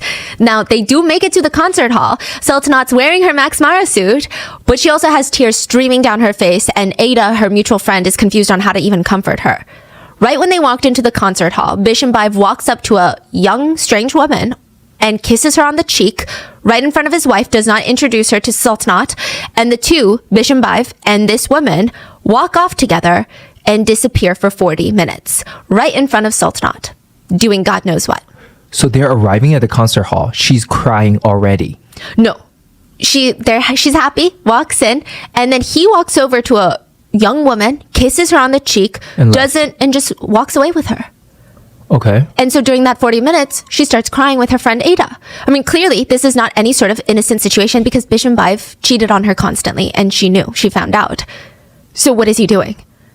That's how Bishimbaev decides to start the evening. According to Sultanat's friend that was there, I mean, it was the beginning of the end of the night. Because by the time that Bishimbaev came back, Sultanat is in tears, and Bishimbaev drags her out of the concert hall. It would be the last time Sultanat's friend would see her alive. Sultanat and Bishimbaev arrive at the BAU restaurant after they leave the concert. I guess the plan from Bishimbaev's perspective is to talk things through or just to yell at Sultanat and eat a late dinner. Sultanat, she just wants to leave. She wants to go to her brother's house and stay with Aytbek. She's done with Bishimbaev. Around 12:30 a.m., Sultanat tells her husband that she's called a cab and she's done. She's going to leave. But he follows her outside and won't let her. He brings her back into the building. Later, we see footage of them near the exit door and she's on her phone. He's pressing up against her, trying to grab at her face. He's hovering over her. It feels like he's watching every micro movement. Like even just watching I can't breathe. The CCTV footage, I mean, at least the ones that show of them, because most of them have been deleted intentionally, it just shows him like hovering. Won't let her away, like out of his sight. It feels suffocating. The CCTV footage, or at least the ones that show them, are deleted from 12:30 a.m. to around 5 to 6 a.m. But a security guard in the building does make note of the couple. He has to stop Bishimbaev from trying to drive home completely drunk. He says that he took Bishimbaev's keys from him and called Bishimbaev's cousin, the one that came to the New Year's Eve party. Yes? Cousin B. Cousin B. Now, a few things to note. It is clear that this whole plaza, this whole building, I mean, the whole town, they know who Bishimbaev is. The security guard does not let Bishimbaev drive home because perhaps if something were to happen to Bishimbaev, he would be the one responsible because no one's going to blame Bishimbaev. But he doesn't call Bishimbaev's parents or even the police. He calls Bishimbaev's cousin, Cousin B. Now, Cousin B manages this whole building, and some of the units are owned by the Bishimbaev family. If not, the entirety of the building is owned by them. At around 6:30 a.m., Cousin B wakes up to his phone blowing up. He angrily picks up the phone. It's the security guard from the building. Bishimbaev and his wife just try to leave, but I didn't let them because he was beyond gone. I mean, he's wasted. He's so drunk. He's in no state to operate a vehicle. What? Okay, yeah. I'll be right there. Cousin B hangs up, and he does not be right there. He goes back to sleep. A little while later, he gets another call. This time, it's the manager of the BAU restaurant where Bishimbaev and Sultanat are. The restaurant manager is nowhere near as nice as the security guard. They're practically screaming into the phone. Bishimbaev is here again, and his wife, and he's making this whole scene, screaming around the place nonstop all night. None of the employees that came during the night shift to do repairs can even get to work right now. So at this point, the restaurant is closed for business, but they can't work. There are employees there trying to fix up things and do some repair work. Nothing. They can't do anything. We're not going to be ready for when the store opens if this keeps happening. Okay, got it. I'll be right there. But he does not be right there. He goes back to sleep. Meanwhile, at the restaurant, it is believed a huge fight has broken out between Bishimbaev and Sultanat. And I don't even know if fight is the right word when it's completely one-sided, but Bishimbaev starts physically assaulting Sultanat, taunting her for the fact that he bought all of the clothes that she was wearing. So remember how from 1 a.m. in the security footage, she is fully dressed in a pantsuit and a black puffer jacket. At 7 a.m., she is completely under her jacket. Well, Sultanat, at this point, after what happened in the concert, after everything in this relationship, she is over it. She is exhausted. She's done with this cheating man, his pettiness, his violence. She can't do it anymore. And he starts being like, I own you. I own everything you wear. I bought that. I own your life. You are me. You have nothing without me. And she just starts taking off her clothes because she's like, then take it. I don't want it anymore. I want to leave and I want to go stay with my brother. I know that some netizens might think that that action is very strange, but I think you really don't know that feeling of whatever. Honestly, I just don't want to do this anymore until you've been in any sort of remotely similar situation. She's in a position of she just wants to leave. She just wants to leave. So whatever he's saying, like, take my clothes so that I can leave. Yeah, you say you bought it? Okay, have it. I just want to go. Yeah. Around 7:17 a.m., so about 20 minutes after the manager calls cousin B, Bishambayev is seen on CCTV cameras kicking his wife on the ground of the restaurant. It is mentioned by experts that it seems very deliberate that he was kicking her near her unprotected private parts. Bishambayev continues the torturous assault by dragging her by the hair into bathroom stall number 1. It is believed that Sultanat was able to, at least briefly, get into the bathroom stall without Bishambayev and lock herself in there, but he does beat down the door. He breaks down the entire door. He remains in the restroom for about 50 minutes with Sultanat. He is seen coming out of the restroom. He's caught by CCTV cameras. So this whole time, there's people around. Restaurant workers, Yeah. manager. He's beating her all night. She's probably crying, screaming into the bathroom door, locking the door, trying to hide, try to shield, try to get out, try to run away, and nobody called the cops.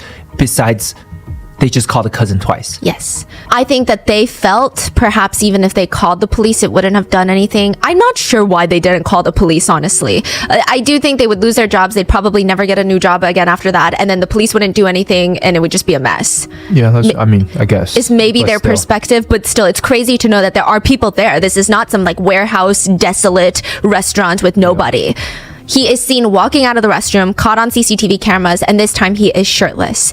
He grabs a bottle of alcohol from the bar. Wait, he came out of the restroom shirtless? Bare chest? Bare chest.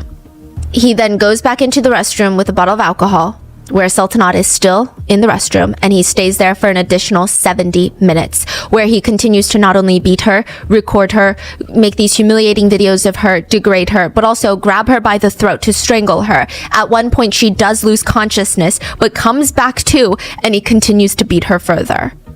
It is around this time, 9:30 a.m., that Bishambayev calls his cousin, Cousin B. The same one that already got the security guard call, the manager call, and now he's allegedly very vague on the phone. Bishambayev just tells his cousin, come to the restaurant and bring some blankets. Cousin B shows up 3 calls and 30 minutes later at around 10 a.m. with 2 duvets. He walks into VIP room number 1, where he sees Sultanat laying on the couch. I mean, the whole place is a mess. There's broken dishes scattered around the room. There's drywall that's just like dusting onto the furniture, and the toilet door in the restroom is broken.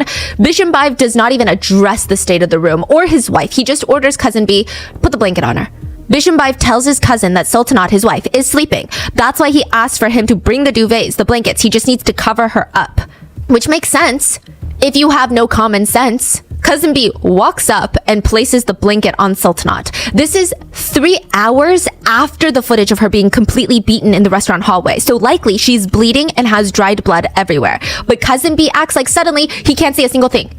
He later tries to argue, well, she was naked. I felt like it would be too rude to stare too closely, so I just walked over and I squinted my eyes while I put the duvet cover on her. But he does hear her snore. He describes it as being pretty loud, strong breathing noises. He thought, okay, snoring, drunk, maybe it makes sense. Which, this part is from Cousin B's perspective. This is what he claims happened, but he is nowhere near as innocent as he tries to make himself appear. Cousin B is like Bishambayev's handyman. If there is a door, table, piece of furniture broken from Bishambayev's violence, Cousin B would be called to fix it, and it's very clear he knows what the damage is from. So this whole, I didn't know Sultanat was in pain, she was it's not very believable. At one point, while he's adjusting Sultanat's position on the sofa, because Bishambayev instructed him to, Cousin B notices 2 things. 1, Sultanat's eye is super swollen and red, but he does not look further around because he said it would be rude. 2, he feels Sultanat grab his hand and squeeze it very tightly. He said it's like she was trying to tell him something, that she needs help, some kind of signal. And it was so strange. At least Cousin B thought it was so strange. So what does he do? He gets up and he walks out of VIP room number 1. 2.5 hours later, a little past noon, November 9th, so this is probably at least 12 hours since the couple have been in the restaurant, Bishambayev texts Cousin B on WhatsApp instructing him to delete all the footage from the security systems, all the CCTV footage. He wants it gone, he wants it deleted. 15 minutes later, Bishambayev even goes all the way down to the security room to check on Cousin B deleting everything. They do manage to delete a lot of the footage, but not all of it. And again, Cousin B has an excuse for this. He says, well, Sultanat was and I thought the 2 of them were just having wild, intimate adult sessions in the restaurant all night and just walking around. So of course Bishambayev would want those deleted, and of course, as his cousin, I was going to help him. So that's why he wanted the whole thing to be live streamed? Yes, because he thought that they deleted everything and he could convince everybody he had nothing to do with it, and Sultanat was a mentally unstable, cheating wife who took her own life. And it backfired because the footage was still there. Wow. Not only the footage from the CCTV footage, but his phone footage. Like, there's so much evidence. And I think that's scary that he has that much confidence. Then Bishambayev asks Cousin B to find Sultanat's phone and drive it around town. He tells Cousin B that Aytbek, Sultanat's brother, has been tracking her phone, and if he sees that she's been at this restaurant for too long, he's going to get suspicious, show up, and make a whole scene about it. This is around 2 p.m., so they've been at this restaurant for like 12 hours. They find Sultanat's phone, and Bishambayev instructs him, go to the gym across the street, that's the one Sultanat goes to, then go back to the apartment and just like drive around town with the phone. This is like the type of action you do after someone has been murdered. Yeah. This is like 12 o'clock is when he instructed delete security footage.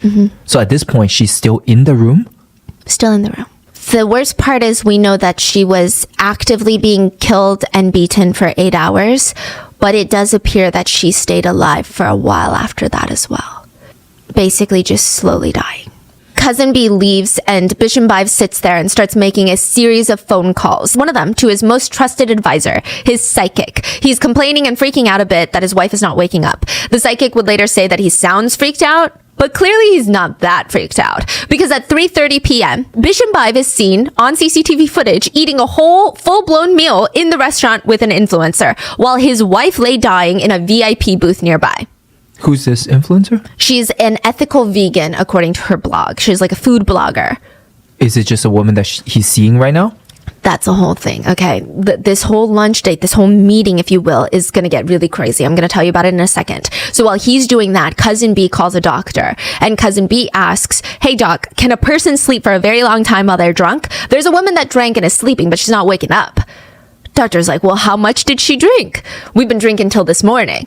Well, I'm not a drug specialist, but alcohol intoxication is very dangerous. I think that you guys should immediately call an ambulance. Cousin B mentions, but she's snoring, which it feels like he called already knowing what kind of answers he wanted. And the doctor is like, again, I don't think it matters if they're snoring or not. Alcohol intoxication is very dangerous. Call an ambulance. They hang up. He does not call an ambulance. Soon after, the influencer leaves from their little lunch date, which... whole conspiracy, okay? The influencer, the food blogger, whatever you want to call her, would later state that all they did was talk about her potentially promoting BAU, the restaurant that they're eating in, because she's a food blogger, and Bishambayev's mom basically owns the restaurant. She said that her and Bishambayev barely knew each other. They met each other at the golf course, and he wanted her to advertise his restaurant for him. But the thing is, she's got like 10,000 followers, which is a lot, don't get me wrong, but you're talking about Bishambayev here. He is not lacking in influence in the local area. Additionally, two things are very strange about this meeting. One, after the lunch meeting, the blogger messages Bishambayev, by the way, you smell like roses. Which I don't know if you just send that to someone that you just met and you're only meeting them for business-related conversations. She will later state that she sent it accidentally and it was meant for somebody else. Some netizens believe that they already had somewhat of a relationship going on and perhaps she was his mistress already or was on her way to be. Then there's this whole conspiracy about the lunch date. Some state that from not too close up, the influencer slightly resembles Sultanat. If you don't have a very good camera, which CCTV cameras are not known for their 4K quality, there were rumors that Bishambayev requested the blogger to put on some of Sultanat's coat, like her blazer, and walk out of the restaurant to make it appear as if Sultanat walked out on her own alive. Coupled with the fact that her phone is driving around town, it seems like maybe he was hastily putting together, allegedly, according to the conspiracy, hastily putting together a plan to get away with murder. Both conspiracies, that she was his mistress and that she was set up as Sultanat's body double to leave the restaurant alive, are not proven. Regardless, he's having lunch with a woman in VIP room 4 while Sultanat is dead, if not on the brink of dying, in VIP room 1. After the blogger leaves, Bishambayev and his cousin realize that Sultanat is not awake, and she is not responding to either of them. That is when Cousin B brings in the bottle of smelling salts, the ammonia, instructed by Bishambayev, and tries to put it under Sultanat's nose to wake her up. And like I said, NFL players, it can knock out an NFL player. It's crazy. It's not working though.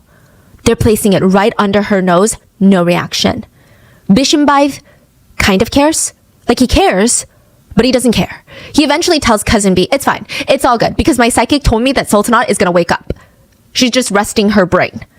And then he looks down at his phone and he starts texting away. He starts texting another woman. So far, he's contacted his female psychic, had lunch with a female influencer, and then he starts texting an alleged sex worker. Her name is saved as Yulia Super on his phone. And allegedly, she's a worker that's very popular amongst wealthy businessmen, and he messages her around 7:07 p.m. Now, just to clarify, they got there the night of November 8th, and now it is November 9th, 7 p.m. They've been there nearly a full 24 hours. At 7:07 p.m., he messages Yulia, "What's up? Are you free?" Then he texts the psychic to ask if Sultanat is still conscious in her mind, to which the psychic tells him, "Yes, she is." Ding! His phone rings again, and now the influencer has texted him. The one he just had lunch with texts him, "You smell like roses." Then 10 minutes later, ding! Yulia, the alleged worker, texts him, "Yes, I just got my lashes done, but I'm free. What time?" So while his wife lay dying, after he tortured her for almost 10 hours straight, he calls his psychic, eats breakfast with his cousin, eats lunch with his female influencer, then texts an alleged worker to make plans to meet up. And then by the end of the night, he finally calls an ambulance. They would not arrive until 7:55 p.m. on November 9th. So Putin was supposed to come around 6 p.m. All of that got canceled, I believe. Yeah. Okay, so that's why it cleared up. They can call ambulance and stuff? Yeah, because Putin's no longer coming.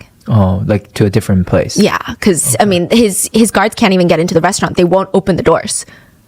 Right, okay, I see. They arrive 8 minutes later, and the 3 paramedics said it was really bad. They walked into the VIP room, and there was a woman laying on the sofa of the VIP room, covered with a blanket. They said that they had never seen somebody that badly bruised in their entire lives. She is covered in bruises, in blood. They tried to resuscitate. One of the paramedics noted while they're drenched in sweat, trying to save Sultanat's life, her husband Bishimbayev and his cousin are in the corner just talking about something. The paramedic even goes as far to ask them to leave the room so that they can have no distractions. But it was too late.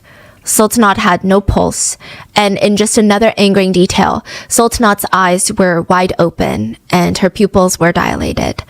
She was pronounced dead at the scene. So when they came, she has already passed. And her eyes are open. Bishimbayev and the cousin did not give a crap. No, they're like, she's sleeping, she's resting her brain. Initially, Bishimbayev states that his wife fell on the toilet, hit her head, and died. He literally goes on a whole press tour with this fantastical story. She hit her head on the toilet and then went to sleep in the most bizarre self-exit that the world has ever heard of. But none of that makes sense. Sultanat has injuries all over her face and head, practically covering every single inch. She has fresh wounds from that night, but also wounds from 2 weeks ago, 1 month ago, all in various stages of healing. So it's very clear that she was being abused for a prolonged period of time. She also sustained a shattered nose the night of her death. A shattered nose is pretty much as bad as a broken nose can get. Her nose is not broken. The bone is not broken. It's not cricket either. It's completely shattered. Her nose bone has been shattered into dozens of pieces. Her entire face, left ear, behind her ears, chin, eyes, they all had abrasions and bruises. Her chin had an open wound. She had hemorrhages in the soft tissues all over her face. And in a really grim discovery, Sultanat was found to have been suffering from a subdural hematoma, meaning that there was a buildup of blood in her brain. Subdural hematomas can be life-threatening, and you need immediate medical care if you have one. Sultanat's brain bleed happened a month prior to her death. There was just a pool of blood. Her brain was bleeding. A month prior would have been around October 9th, October 10th. October 10th was also the day that Sultanat left a letter for Bishimbayev, and she hoped it would be her last letter. It reads, "I'm leaving for good this time. These days I realize that there are no more feelings. I don't want to save anything anymore, and I can't. You didn't even apologize or do anything about your betrayal." Allegedly, she had come home one night and saw that the bed had eyelashes, lipstick, and makeup on it, their marital bed. And in the toilet bowl, she saw 2 used condoms. The note continues, "You blame me for everything and insist that I see some sort of psychotherapist. You're so blind, I can't stand it anymore. Forgive me, forget me, and just let me go." She writes about how Bishimbayev's mom and his psychic keep whispering in his ear about Sultanat and how he chooses to believe them over her. And she said, "After analyzing our marriage, I realized that everything is going in circles. Prove to me that it wasn't, that you can love me, that you can be faithful, honest, and caring. I will prove to you that I will be a good wife and make you the happiest you can ever be. I don't want to believe articles in these books," because they read books that stated that he's a narcissist, and he openly admitted it. And she said, "I don't want to believe those. I want to believe you. And because I was jealous, because of the blackmail you had, because I was not protected in any way, I kept apologizing. But you decided to get rid of me. But then that didn't work and we got back together. But now I will get rid of you. I will take a walk. I will walk around, look for a replacement for you, and if I don't find you, I'll come back, okay? Which, that last part has been picked apart by some netizens. It sounds like her repeating something he says often to her. Like it seems like he always says, oh, I can just walk around and find a replacement for you. Because it's just the way it's said is very much like, okay, like why don't I do it now? To which Bishimbaev just responds to the emotionally raw letter with, she screwed herself up by reading some articles and books. Saying like she read articles and books and got in her head. When did he say this? In court later. Wow. But that was around the same time that her brain bleed took place. Bishimbaev was arrested at the restaurant November 9th, 2023. Even his arrest was a controversy. There is body cam footage that was played in court after the arrest, where the officers walk Bishimbaev into the police station, uncuff him almost immediately, let him out back outside, and they're all, police officers, smoking cigarettes underneath the moonlight like they're old pals. Then one of the officers tries to sympathize with Bishimbaev. He knows that his wife is brutally killed in the restaurant. He knows that the whole VIP room has been torn up, and he just says, she probably provoked him. She was probably nagging. Aitbek, Sultanat's brother, had just gotten his food delivery. He was sitting down at his dining table, and he was taking a few days off work because he had come down with some sort of bug or flu. He can't even make his own dinner. And he sits down, and his fork is mid-air when his phone starts buzzing. A mutual friend. And she's screaming, she's nervous, she's like, what's wrong? Is it happening? Is it true? Is it true? Do you know or not? Where are you? Did this happen? And he's so confused. He's like, you need to calm down and tell me what's going on. She's like, check WhatsApp. He checks WhatsApp, and someone from the police force had leaked information that a couple had gotten into a fight at the BAU restaurant, and one of them has sustained fatal wounds. Aitbek starts calling his sister, no response, so he calls the emergency dispatch. He's calling them and he's telling them about the WhatsApp post, and they already know who he's talking about. They cut him off in the middle of his explanation and they tell him, go to the BAU restaurant, you'll find out more, but we're so sorry for your loss. He goes into complete denial and shock. He tries to reason with himself the whole drive to the restaurant. I mean, first of all, the dispatch center, they don't know the real-time news and updates. They're probably wrong. On his way to the restaurant, their dad calls him, and he just tells his son, Aitbek, in the most serious voice that Aitbek has ever heard, you go get Sultanat, you take her away, and look after her in the hospital. So they think that maybe she's just injured. Aitbek hangs up, and the cab pulls up in front of the restaurant. He basically jumps out while the cab is still pulling up, and he's running inside the restaurant, trying to get up the stairs. The police are screaming after him, like, hey, what are you doing? Who are you? What are you doing? I'm her brother. They told me to come here. They called me. They said my little sister is here. What's going on? The officers suddenly get very quiet, like they don't know how to respond. And instead of explaining to Aitbek in a way that makes sense, they just blurt out, we're so sorry for your loss. And that is how Aitbek finds out that his little sister was killed. But even then, he still doesn't understand. He's screaming, what do you mean? What do you mean? What's happening? Where is she? The cops just keep repeating, I'm so sorry for your loss. Aitbek said that he lost himself for a few minutes there. He sat down and he knew that he needed to make that call. He's got to call his parents and somehow tell them what happened. He calls his dad, and it's kind of like his dad already knew. At one point, Aitbek just hears his mom in the background screaming. And I just lost myself for a couple of minutes, sat down, and I knew that right now I have to make a call to my parents and somehow tell it to them. I called my dad. As far as I understand, he answered me like on the louder. So when he was asking, so what happened, he was already crying. I said that it's all true, that Sultanat was killed by the defendant. And at that point, I heard like my mom starting to scream. That was the night. And then the police officers took me to a precinct, so I put up my paper, or you did all the paperwork, that is it. And that's the story, how I found out. When Aitbek comes back home that night, he just remembers, I have to go to sleep because tomorrow is so busy. I have to go to the morgue and see my sister. I have to call some attorneys and make sure my parents are okay. And it's just going to be a very busy day. but he's laying in bed and he's not falling asleep. He said it feels like the mattress is almost eating him alive. He just keeps sinking deeper and deeper into the mattress, like it's a feeling of falling. And he said, and I quote, "The world was just leaving me, and I'm just falling apart." Sultanat's brother and her closest girlfriends are standing in Sultanat's old closet in Bishambai's apartment. This is right after her death, so I imagine their grief is at the highest peak. They're here to gather all of Sultanat's belongings, and they're all being thrown onto the ground right in front of them by Bishambai's sister. "You want her shit? Take it." She's throwing each piece of clothing onto the floor. "Look at all the things that my brother paid for, bought for your sister, went out of his way to purchase for your sister." She's taking each piece of clothing off the hanger and throwing it on the ground in front of Sultanat's loved ones. The whole day had just been a series of insults. The first was when Bishambai's family and his 2 defense attorneys refused to let Sultanat's family and her friends to get in to get her things. Bishambai's sister was absolutely vile the entire time. She's screaming at Ipek through the door, "If you come inside, I'm going to plant drugs in here and act like it's Sultanat's." Basically insinuating that she is going to further slander Sultanat's name. Eventually, Sultanat's family called the police. They forced Bishambai's family to let them in to get Sultanat's things. At one point, Bishambai's mom just keeps complaining over and over. I mean, she's saying that this has been so stressful for her recently and her blood pressure is through the roof, and she keeps saying, my blood pressure, my blood pressure. Ipek was so sick of this, he just turns and he snaps, "My parents are in the hospital for a heart condition right now because of what we're going through." Bishambai's mom shuts up for a little bit, but Bishambai's sister starts screaming at Ipek, "So what? So what?" Eventually, the group make their way to the kitchen, and now this apartment has been sealed off for weeks. No one was allowed in. Bishambai's mom she marches over to the stove, grabs a pot that still has food in it because that's how it was left when Sultanat died and before it was sealed off. It's been there for weeks. It's like boiled meat stew. And because nobody was in the apartment, it is completely spoiled.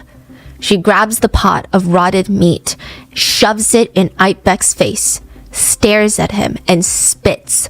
"Look at what kind of housekeeper your sister was." This is so vile. This whole family is so vile. The scariest part of the encounter, though, is that while they were leaving, Bishambai's sister kept screaming, "You will never prove that he killed her. You'll never prove it. You'll never, ever. She did this to herself. She beat herself up and threw her body up against the wall. She did that. You can never prove it." It's very obvious the Bishambais do not have a soul and they are going to fight dirty to try and get away with murder. But Ipek is going to fight.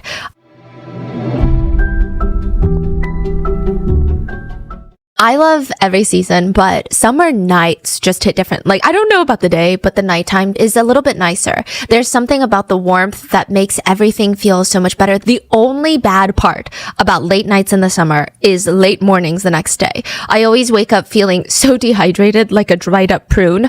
And that is why Liquid IV is a staple in my summer morning routine. Liquid IV is the #1 powdered hydration brand in America, and for a reason.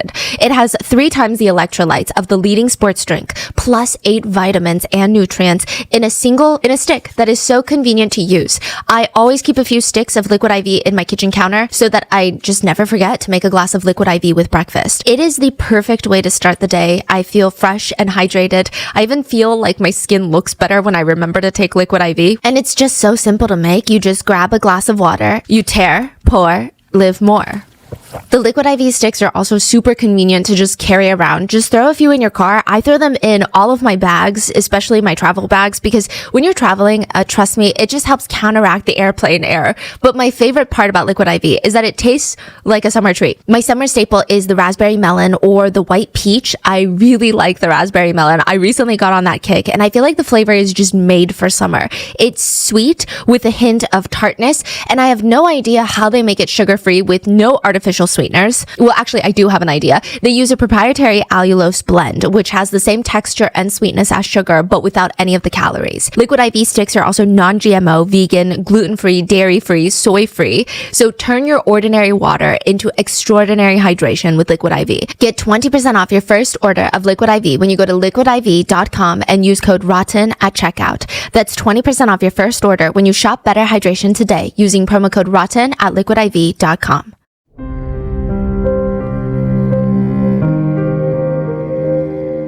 Aytbek knew, of course, that there are some things that you can never unsee. The state of his sister's body, learning about exactly what happened, what she went through during her not even a year-long marriage. You start digging and going down the path, you're going to find videos, witness statements, and once you know these things, you can never unknow it. It's going to be with you forever.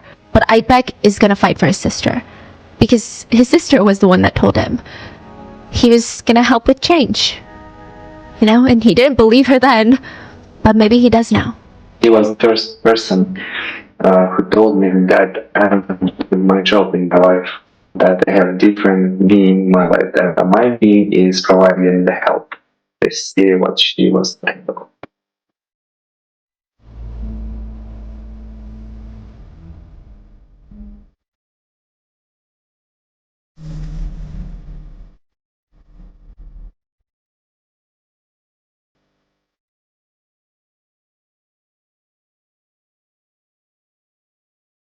The Bishimbai family have access to not even just some of the most, but the most powerful people in the nation, in Kazakhstan.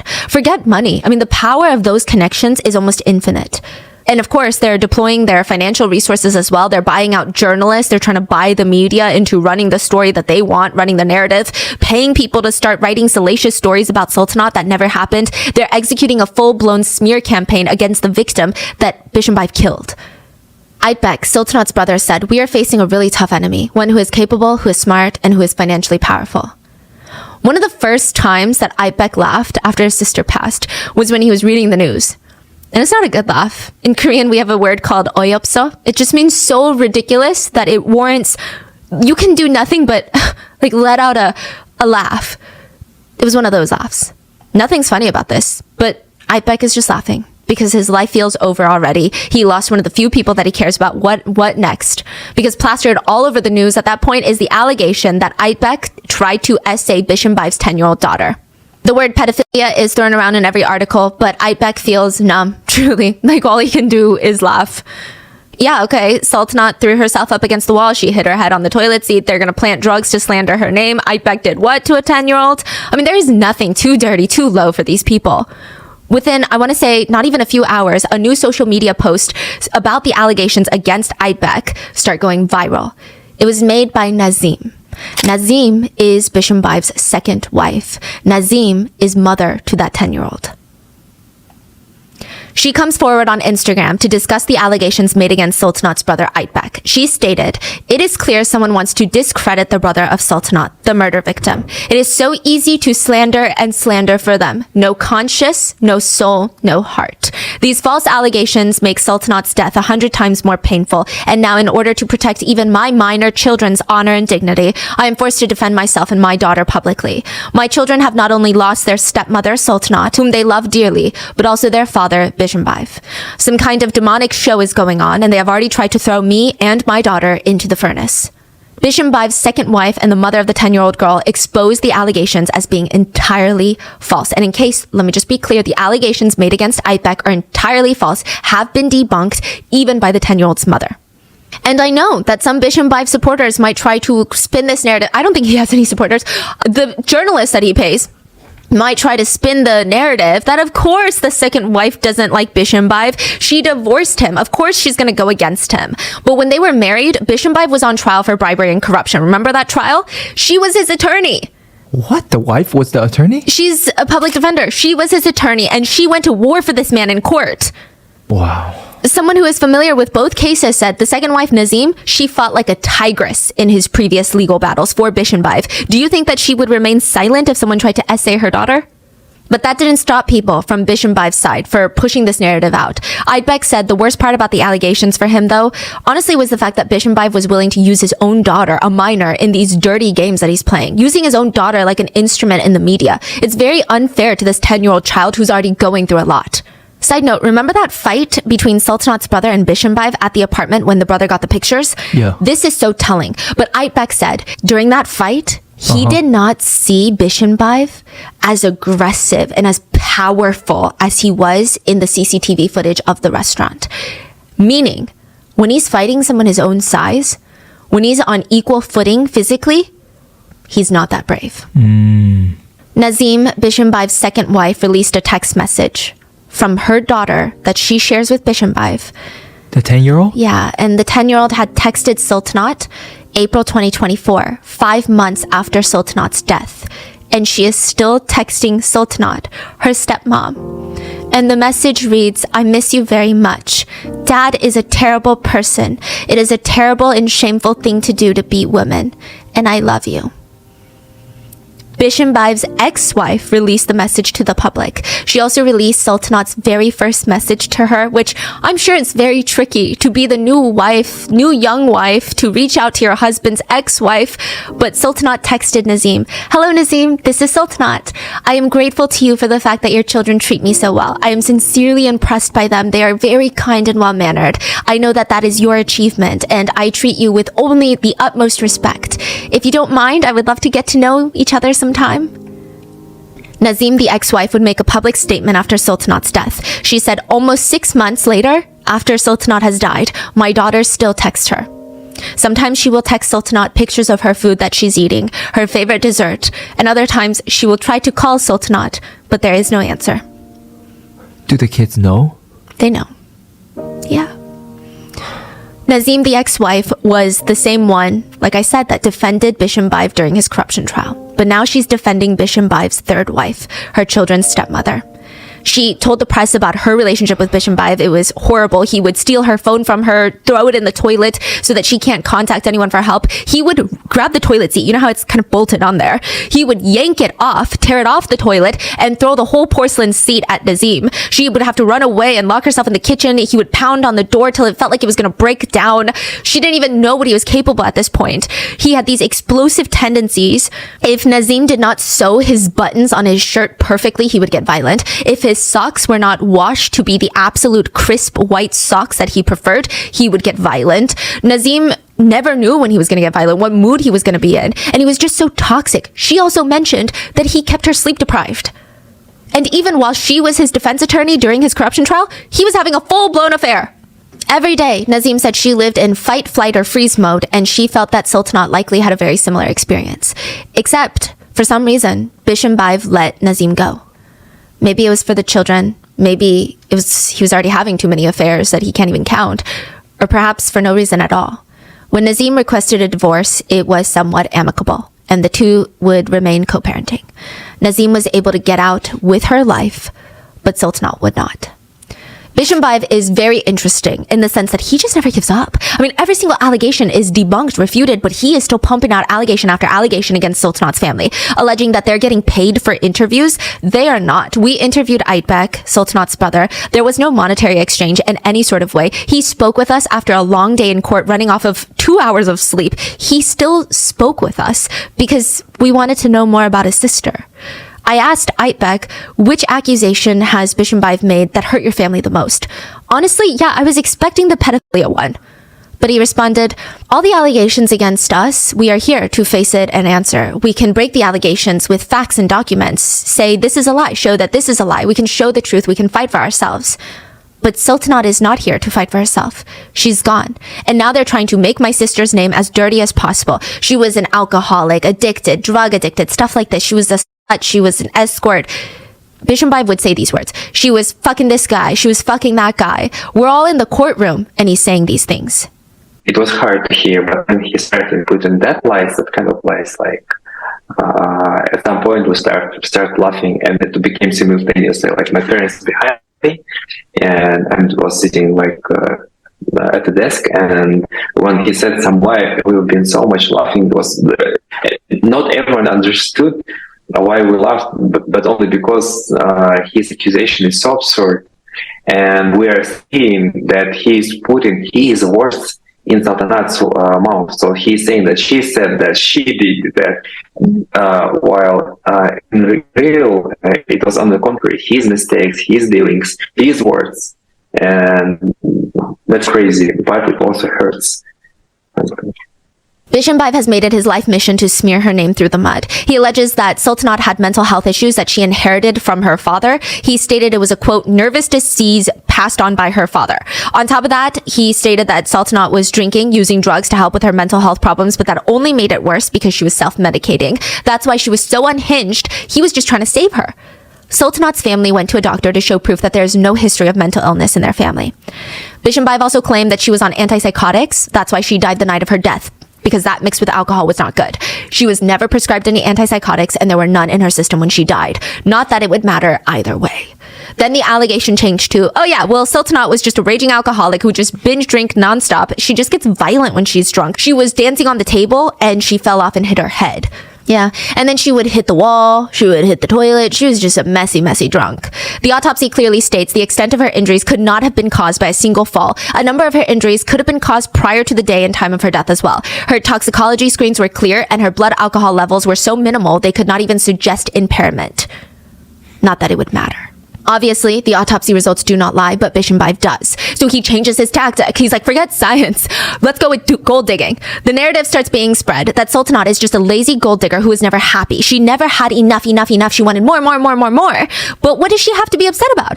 Bishimbaev buys her jewelry, clothes. They have a personal driver, a housekeeper. She's living the life. She has nothing to worry about. She never worked. He claims all she did was just lay around all day doing nothing. She wouldn't even lift a finger for him. If he requested that she even spend time with him, she would get violent. He said, I never forbade Sultanat from work. She herself retired from work. Groceries would be delivered straight to the front door. We had a personal driver. On average, I gave her about $11,000 a month for spending allowance. To give you some context, the average yearly income of a Kazakhstan citizen is about 9,000 USD. So that's like if someone here were to say, oh, I gave her a monthly allowance of $68,000 a month. Clearly, this is not the type of, quote, information that is going to make the average Kazakhstan citizen relate to Sultanat. But the thing is, it's probably not even true. Bishimbaev conveniently cannot prove that he supported Sultanat financially because it was, quote, all in cash. And Sultanat's friends and family reported that she was always asking to borrow money. It seemed that Bishimbaev would only buy her gifts that he wanted her to be in to make him look good. He wants her to wear expensive clothing because it represents him. She moves in with him, so he's not giving her any financial support. She's just under his control.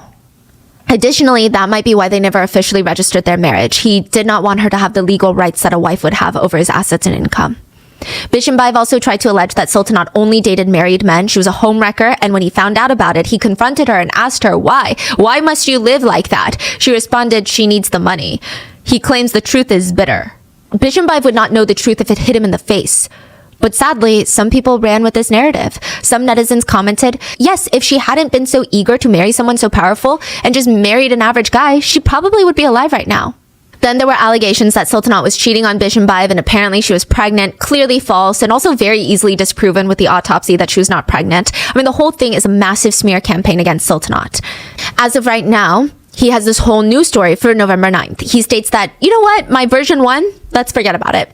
Remember how he stated that the Sultanat had self-exited? The words were, quote, by falling and hitting her head on the toilet and then went to sleep? Yeah, version 1, he said... That was a lie, okay? Like, that was before I saw the CCTV footage. That was before I found out that you guys still have the CCTV footage. Okay, so anyway, the evidence is there. Obviously, he's beating, punching, dragging, kicking his wife to death. And also the autopsy states that the results of her death were not a self-exit. So now his new version is, I did beat my wife. But the beating was just kind of like a regular married couples fight. He did not beat her with, quote, particular cruelty or intent to kill. He said that he was just fed up with her after 8 hours of mentally unstable wife berating him, nagging him, rubbing the fact that she was cheating into his face. He said all night long she was attacking him. Говорит мне вслед, я ухожу в сторону, она начала материть меня в спину. Это меня спровоцировало. А вообще в целом вы тоже должны понять, что на протяжении там, с 9:30 до там, 3:30 я вот 6 или 7 часов просто слушал. 6,5 часов я вот подвергался такому. Physically, mentally, emotionally, for 8 hours. So he beat her. But he wasn't trying to beat her to kill her. He states that she had prior injuries and prior health conditions that was the cause of death. And likely his beating did not help, but it was not the cause of her death. Medical examiners found nail marks on her neck that looked like she had been choked, and Bishimbaev had a whole explanation for that. He said that he was just so desperate to find a pulse on his loving wife, so maybe he was searching too hard that his nails had dug into her neck. He said, honestly, it's kind of Sultanat's fault anyway, though, because Sultanat was drunk, she lost her balance and fell several times, and it was quite messy, and as a result, she was hit, indicating in such a flippant way, if his wife is drunk, which she was not, and acting a bit messy, which she was not that it would matter, then of course she must be hit. He continues, she ran into the bathroom stall, closed it from the inside. I start knocking on the door. She's insulting me through the door. She said, this is all your fault. You're the one who brought me to this state. I didn't understand. I was confused. And then, the excitement and aggression started. I knocked on the toilet door first, and then I started punching the door. The door is thick. So I start hitting it with a tripod from nearby. And I get in, and I hit her a few times, but again, with no particular cruelty.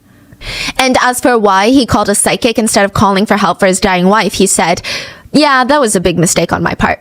He also states about beating his wife to death. It was difficult for me to accept Sultanat's death. However, I do not accept the guilt of brutally killing my wife, Sultanat. You may hate me, curse me, but before God and before you, I am ready to answer. I loved Sultanat. When I struck her, when I hit her, I clearly understood the main thing was not to harm her, not cause any harm, not to hurt any important organs. I had a feeling of some kind of internal restraint, caution in this regard. I was holding myself back. I was on the alert. The only thing I want to say is there was no intent and no particular cruelty.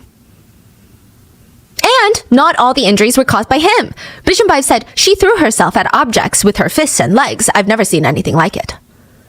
I think we can operate under the assumption that anything Bishimbayev says Sultanat did, he did. He's basically putting his actions into Sultanat's words, which are all fake. Okay, all of his toxic, violent behavior, he is now saying on the stand that Sultanat was the one that did that. And we're not dumb. There's one story he shares in court about how Sultanat is incredibly forgetful and always forgets where her car keys are. So one day he tells Sultanat, hey babe, why don't we just find a place for your car keys? One singular place that you always put them so that it'll be very easy and you'll never forget it. He claims she blew up on him, started cursing him out, screaming, don't tell me how to live my life. How dare you? Who are you to me? So we can assume Bishimbayev always loses his car keys and becomes violently aggressive when someone gives him sound advice. Bishimbayev stated that Sultanat had these insane mood swings. She would blow up his phone if he didn't respond. She would demand that he show her every single inch of the room that he was in on the video calls, show her every single face of every person he was around to make sure nobody was hiding behind the couch or something. If he told her he would be home at 8 p.m. and he was pulling it at 8:01 p.m., she would become violently enraged and aggressive. So we can assume from that, Bishimbayev would FaceTime Sultanat and demand to show him who she was with at all times. Side note, he would also have his house staff all spy on Sultanat while he was out of town or gone for work. Now, Bishimbayev says about the CCTV footage of him beating his wife to death in the restaurant. On the video, it's visible that she comes out and shouts at me. I walked away and she starts cursing at me from behind. That provoked me. Overall, you should understand that from 9:30 a.m. to 3:30 p.m., I just listened for 6.5 hours. I was subjected to severe psychological violence. I said, Salta, calm down. I was so angry that we had this fight. I started kicking chairs, tables, letting off steam in the VIP lounge. He also stated that at one point, Sultanat fell down and he starts kicking her in the thigh and buttocks area. And mind you, like I said, she's nude, but he justifies himself with, I understood that I couldn't and shouldn't hurt any vital organs, and that's why I kicked there. The trial is incredibly difficult for Sultanat's family. They have to sit there and watch the prosecutors mark on a mannequin head where all of Sultanat's injuries, fractures, and wounds are. I mean, it's everywhere. To even just read out the full list of injuries on Sultanat's body, it took the prosecutors 40 full minutes in court. A female police officer just got so frustrated, she even asked Bishimbayev on the trial, why couldn't you just simply have left her alone? Why couldn't you just have left her in the restaurant and gone home peacefully and none of this would have happened? There were so many ridiculous moments in this trial, and it's not even over, it's ongoing. And probably the most infuriating part thus far is Sultanat's brother Aytbek was asked by the court whether or not his little sister, this is by the defense attorney, whether or not Sultanat, his little sister, liked to be dominated or was the dominant one in relationships. At some point, or really a lot of points in the trial, the question seems to be less of, did Bishimbayev commit murder? And for some insane reason, the question is almost, well, did Sultanat deserve to be murdered? At another point, Aytbek, Sultanat's brother, becomes physically ill after seeing and hearing about his sister's cause of death. He runs out of the courtroom to avoid, projectile vomiting in the courtroom, and the judge reprimands him by saying he needs to ask for permission. He can't just leave and go and come and go as he pleases. At one point, I can't believe this is real life, the defense tried to submit pictures of the VIP room from the night of the murder to show that the state of the room is not that bad. The furniture is not that broken. It does not look that crazy. It looks normal. Here, look at this picture. It was discovered very easily that the pictures were taken March 28th, 2024 and not November 9th, 2023. So they just took those pictures like just now. And we're like, here, this is from the night of. When the prosecutors called the defense out on it, the pictures mysteriously went missing from the case files. The defense also filed a petition to let their private forensic pathologist present his findings to the court of what he believed was the true cause of Sultanat's death. But the date of his report, April 2nd, 2024. Sultanat was killed November 9th, 2023. Basically, the defense gave the specialist some papers, and he was like, you're right. He did not cause her death. The court denied the petition, to which Bishimbaev's mommy spoke out in court for the very first time, and she said, if you do not accept our examination here, then I believe the constitutional rights of my son that he must defend himself and provide his arguments for the defense will be infringed upon. Please understand me as a mother. I speak from the bottom of my heart. You have no heart, so moving on. The defense also requests that the prosecutors stop using the word murder when talking about Sultanat's death. And he's so emotionless when he just makes up these crazy lies. Except there were times he would be smirking and smiling during his testimony. What? Yeah. He would smile and laugh, and later his attorney had to, quote, explain his behavior by stating, I want to explain why my client is smiling. When he remembers the happy memories with Sultanat, he smiles. And Bishimbaev and his attorneys are not ashamed to play dirty at all in this trial. April 8th, 2024, they presented a note to the court. They alleged that it was written by Sultanat. They're like, Sultanat wrote this, okay? So 6 months before she was killed, she wrote this note. And this is very fascinating, very believable, okay? The note was written by Sultanat, but it was not found in Sultanat's notebook. It was not found in Sultanat's house. It was found in Bishimbaev's mom's house, in Bishimbaev's mom's notebook. And it conveniently reads, I, Sultanat Nukyanova. Because who doesn't start every letter like that? I, Sultanat Nukyanova, I promise to restore my faith in Bishimbaev. I promise I will trust him. I will not be jealous. I promise to regularly visit a psychologist and work on myself, work on my trust. I will be sincere, obedient, and respect Bishimbaev. I swear I will trust his opinion and believe that he wishes me the best. The letter was so unbelievable, the prosecutor even remarked, yeah, I wouldn't be surprised if by the end of this trial we have a statement from Sultanat herself to the court that the toilet is to blame for everything. Even the judge addressed the court and stated, it is the first time I have ever seen a wife give her husband such a promise and written commitment. AKA, I don't think this is real. The judge refused to enter the note into the case file as evidence. The psychic that he called the day of the murder was also called in to testify. And it's just so strange because the psychic told Bishimbaev that Sultanat was okay. Yeah. When she's in a different town and she never even saw Sultanat. Not saying it's her fault, but I thought you're a psychic, right? That's kind of how the court is approaching this. They ask her, well, how did you know she was fine? She responds, well, when he asked about her, I kind of entered into her. I can't explain these situations and these sensations, but I entered into her state. And what I felt, I said. She was asked, do you have superpowers? Well, a little. I mean, not so much. Every person has this ability. That was pretty much it. Restaurant employees also testified. They said Bishimbaev was just a terrible person to be around in general. Even before November 9th, he would walk into the restaurant. They were instructed never look him in the eye. Oh yeah. He would just lash out at you for no reason at all. They reported hearing banging from the VIP room and screaming for help, to which the defense, Bishimbaev's attorney, said, the employee that reported hearing the banging, well, he works with guns, like staple guns for construction. So he could have misheard. The food blogger that met with Bishimbaev the day of the murder was called to testify. She was asked, did you know Bishimbaev was married? We didn't know each other that well. You were together for 1.5 hours having lunch. What were you talking about? Why do people who don't know each other that well meet up for lunch? We just talked about everything. Did you smell alcohol on Bishimbaev?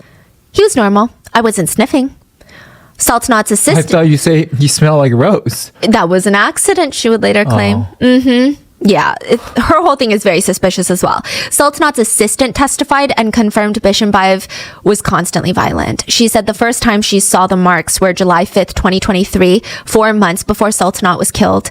Sultanat was covered entirely in bruises. She could also see red markings around her neck, and she demanded to know what it was, and Sultanat responded that he tried to strangle her with a rope.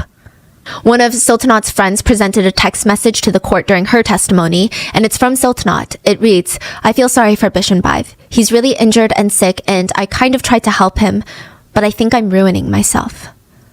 And the terrifying part of this is that One of the only reasons Bishimbayev is even on trial right now is because the Nukianova family has been successful in raising awareness and demanding a fair and open trial. December 2023, a year after Sultanat and Bishimbayev were married, a month after her death, Sultanat's dad wrote an emotional letter to the president of the country. So this is the president right after the one that Bishimbayev was the assistant for. He was begging the president to not let his daughter's murderer, a high-ranking official with money and connections, escape justice. Meanwhile, Sultanat's brother Aytbek launched a social media campaign, and it's likely that the public attention really helped get this case to trial. The trial started March 27, 2024. Bishimbayev was charged with murder and torture. He is facing 20 years to life. Cousin B was charged with concealment of a crime and faces up to 6 years in prison. But again, is there really a fair shot at justice? There's a rumor going around at the detention center, that's where Bishimbayev and his cousin are being held, that once the lights go out, Bishimbayev and cousin B are allowed to roam around out of their cells. Meanwhile, Sultanat's family is completely shattered. Sultanat's dad was hospitalized pretty early on during the trial. His body could not take on the stress. Sultanat's mom had to sit there and listen to Bishimbayev had the mic for hours, just slandering her daughter. At one point, she gets up from the second row and she starts screaming. And she doesn't even sound angry. She sounds so exhausted. Like, her voice is agonizing. To some extent, it almost sounds like she knows nothing she says is gonna matter. Bishimbayev is not listening.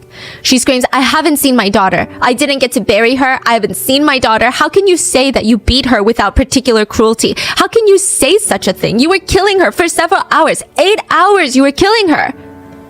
Usually the courts are pretty strict on not allowing any sort of outburst in court, but it seems like everyone had a slower reaction that day, and they let Sultanat's mother finish most of what she had to say. The whole time, Bishimbayev does not even look at her. He's just sitting there. At one point, he side glances at her and squints his eyes like, wow. It's almost like he's watching a stranger at a grocery store throw an unwarranted tantrum that he's too classy to even look at. And then he turns away and just stares at the ground. Я свою дочь не видела, не похоронила, я лицо ее не видела.